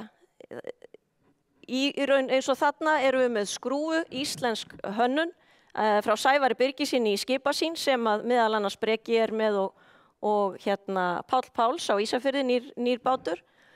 Við erum með auðvitað Bárðarbunguna, íslensk hönnun líka. Allt þetta gert til að spara orku. Auðvitað brúin farin að líta út eins og geimskip, en öll þessi tækni miðar að því einmitt að spara, og það líka hagkvæmt. Vegna þess að olíukostnaður auðvitað næststærsti kostnaðarliður í rekstri útgerða. En þarna var ég aðeins að fara yfir mat atvinnugreinarinnar. Hvað gætu við gert? Þarna höfum við mat stjórnvalda á því hvað greinin getur gert. Og mér finnst því miður aðeins skorta á samhljóm þarna á milli. Annars vegar á milli stjórnvalda og hins vegar á milli atvinnugreinarinnar. Og hér með vitnun í hlutakaflans sjávarútveg í aðgerðaráætlun í loftslagsmálum. Það sem ég feitleitar þarna sérstaklega, mikil hagræðing hefur náðst með betri stýringu veiða og sparneytnari skipum og líklegt að frekari ávinningur eftir þeim leiðum sé torsóttur. Frekari árangur hlýtur að krefjast nýrrar tækni og loftslagsvænna eldsneytis. Hraða þar þeirri þróun eftir því sem kostur meðal annars með því að skoða hvernig stjórnvöld geta stutt við loftslagsvæna skipatækni. Frekari endurnýjun skipa sem sagt ekki talin líkleg til frekari ávinnings í minnkandi losun gróðurhúsalofttegunda frá sjávarútvegi. Og það talið líklegra til árangurs, og þá væntanlega verulegs árangurs, við þurfum að ná verulegum árangri á frekar skömmum tíma, það ekki nema rúm 10 ár til stefnu, að þá eigum við að fara í tilraunir með aðra mögulega orkugjafa. Að sjálfsögðu eigum við að leita nýrra leiða og við eigum að kanna hvort að möguleiki sé að nýta aðra og betri orkugjafa, en það auðvitað ákveðið lotteri og við vitum ekkert hverju það skilar. Og stjórnvöld hérna að tala nýja tækni sem að á þá að umbylta orkunotkun sjávarútvegs á næstu 10 árum. Ég nokkuð jákvæð eðlisfari, en ég tel þetta svona því sem næst útilokað. Við erum ekki að fara að breyta yfir í rafmagn eða steikingarolíu eða hvað annað sem að kann að koma fram, þannig að það muni leiða til verulegra lækkunar. Og það kannski það sem maður að hugsa. Að sjálfsögðu þetta hlutir sem við eigum að skoða. En þetta verður ekki aðalástæða þess að hægt sé að draga úr. Það vil ég fullyrða fyrir næstu 10 ár. Því miður. Þannig að vissuleyti finnst mann þetta skýjaborgir hjá stjórnvöldum og skortur á samtali við atvinnugreina áður en að svona plagg birt. Maður hefði haldið að það væri betra samtal þetta því að við vorum allavega búin að gefa út okkar skýrslu líklega tæpu ári áður en að aðgerðaráætlun kemur út og það virðist að mjög litlu leyti litið til þess hvað við höfum sagt að við getum gert og viljum gera. Og ef við hugsum aðeins áfram þetta, frekari ávinningur torsóttur í fjárfestingu í nýjum skipum. Það svona, maður fær á tilfinningunni að við höfum þetta fengið tíðarfréttir sem jákvætt af fjárfestingu í nýjum skipum, en flotinn hins vegar ennþá allt of gamall. Við sjáum þarna að í byrjun aldarinnar, 2000, meðalaldur fiskiskipaflotans 20 ár og hann hefur bara hækkað síðan þá, nema árið 2016 og 17 lækkaðan vegna fjárfestinga og það var þá helst í uppsjávarskipum og ísfiskurum. Uppsjávarskipin komin meðalaldur þeirra svona það bil 20 ár í dag. En það eini skipaflokkurinn, ísfiskarar einhverju leyti og það þá 2018, að hann hefur lækkað, en botnfiskflotinn í heild sinni þarf endurnýjun. Það alveg klárt. Þannig að þarna finnst mér augljóst að tækifærin liggi og mér finnst það ódýrt að hafa spilað því út að það sé torsótt að ná í frekari minnkun olíunotkunar í gegnum fjárfestingar. Fjárfesting 1, 2 og 3 aðal drifkrafturinn í því að við minnkum umhverfissporið. Þannig að ég myndi helst vilja sjá að við tökum upp aukið samstarf og betra samtal við stjórnvöld raunhæfar leiðir, hvert við ætlum að stefna og við eigum að stefna hátt, En við eigum auðvitað að stefna þangað sem fýsilegt og gerlegt að fara, en ekki að byggja skýjaborgir. Í fyrsta lagi með endurnýjun fiskiskipa, og eins og við mátum í skýrslu okkar, að þá þörf fyrir endurnýjun fyrir 180 milljarða. Það væri 35 togar og 110 vélskip, sem ég held að sé nú bara mjög varfærið mat. En eins og ég segi, sterkur sjávarútvegur grundvallarforsenda þess að við erum í færum til að fjárfesta. Og þess vegna segir við verðum að endurskoða skatta og gjöld á greinina. Við erum með ógrynni af sér íslenskum skattaliðum og ég þarf ekki að fara ítarlega við það og ætla ekki að gera það. Veiðigjaldið eitt augljóst dæmi. Mig langar að taka eitt annað dæmi beint úr rekstri og ég vísa þar í Pétur hjá Vísi. Þeir hafa verið að byggja nýjan Pál Jónsson sem fyrsta nýsmíði fyrirtækisins á svona skipi í þessari stærðargráðu í hálfrar aldar sögu fyrirtækisins. Og Pétur hefur nú sagt það í viðtölum að fyrir veiðigjöldin sem að fyrirtækið hefur greitt á umliðnum árum, þá hefði verið hægt að kaupa nýtt svona skip á 3 ára fresti. Þannig ímyndið ykkur öll skipin sem aldrei komu en fóru hins vegar í veiðigjald. Og nú ætlum ég ekki að segja að fjármunum sem greiddir í veiðigjald þeim sem sóað, en hefði ekki verið nær einmitt að greinin gæti ræktað sig sjálf, orðið samkeppnishæfari, skapað auknar tekjur og lagt þyngra lóð á vogarskálarnar í umhverfismálum. Nú síðan þurfum við þetta, eins og ég segi, það þarf að skoða nýjar leiðir, nýja orkugjafa, hvað ber framtíðin í skauti sér, við getum auðvitað ekki ákveðið það fyrirfram. En aftur þarf þar auðvitað aukna hvata til fjárfestinga í rannsóknum og þróun og raunsæið má ekki gleymast. Við erum ekki að fara að vera með fiskiskipaflota á næstu 10 árum sem lengi á hafi úti, þarf jafnvel að sækja fiskinn langt, sem hér einhver rafmagnsskip eða keyrðu á steikingarolju af hamborgarabúlunni á Akureyri eða hvar svo sem það væri. Nú síðan þriðja í þessu, þegar við höfum metið eins og Birna kemur inn á, það sem við getum ekki dregið úr, að það sem eftir stendur, þá finnst mér að við eigum að skoða með gaumgæfilegum hætti, getum við kolefnisjafna það sem eftir stendur. Það dýrt og við þurfum að passa okkur á því þegar við erum að ræða svona, að við erum að keppa á alþjóðlegum mörkuðum, erfiðum kröfuhörðum mörkuðum og aðgerðir okkar mega síst draga úr samkeppnishæfni okkar þar. Þannig að við þurfum að hugsa, geta aðgerðir okkar í þeim málum jafnvel aukið samkeppnishæfni okkar. Ég ekki hrifin af kolefnisgjaldinu og mér finnst að skrítin nálgun, eins og Birna kom nú inn á að væri einn hluti aðgerðaráætlun, hækkun kolefnisgjalds. Það sem að tekið í gjöld leiðir þá til þess að þú hefur minna úr bítum til að fjárfesta. Ég held ég sem múin að segja þetta nógu oft þannig að salurinn sé farin að skilja það. En úr því að við erum að greiða kolefnisgjaldið og stjórnvöld telja það nauðsynlegt, við erum með úrvinnslugjald líka og við höfum ágætt fordæmi þaðan. Þar sem að sjávarútvegur gerir samkomulag við úrvinnslusjóð sem heimilt lögum samkvæmt og þar sagði sjávarútvegurinn við skulum taka ábyrgð á því að endurvinna veiðarfæri sem falla til og talin eru endurvinnanleg gegn því að úrvinnslugjald falli niður. Í samningnum var markmiðið að endurvinna fyrst sinn voru það í kringum 45% veiðarfæra sem að gætu fallið til og töldust endurvinnanleg, hækkaði upp í 60% 2009. Í dag þetta yfir 90% veiðarfæra og þetta mun vera einstakt á heimsvísu. Til Íslands litið í því hvernig við erum að höndla málefni tengd endurvinnslu veiðarfærana. Gætu við sett umhverfismálin og þá kolefnisgjaldið í sambærilegan farveg? Ég ætla að skilja þessa spurningu bara eftir hérna.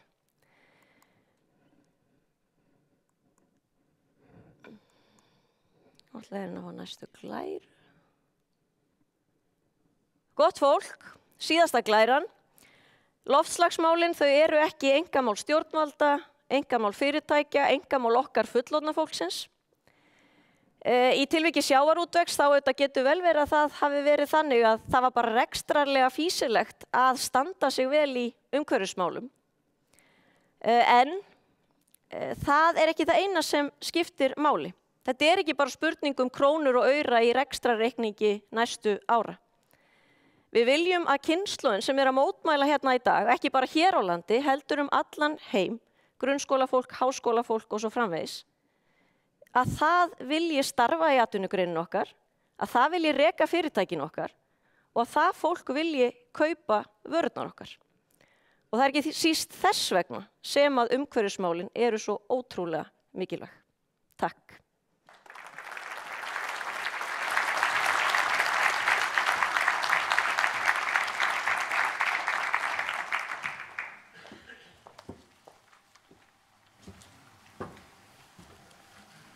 Ágætu gestir, þá þetta komið hjá okkur í dag. Ég vil þakka ykkur öllum fyrir komuna. Njótið helgarinnar, þá segi ég þessum ársfundi hér með lokið.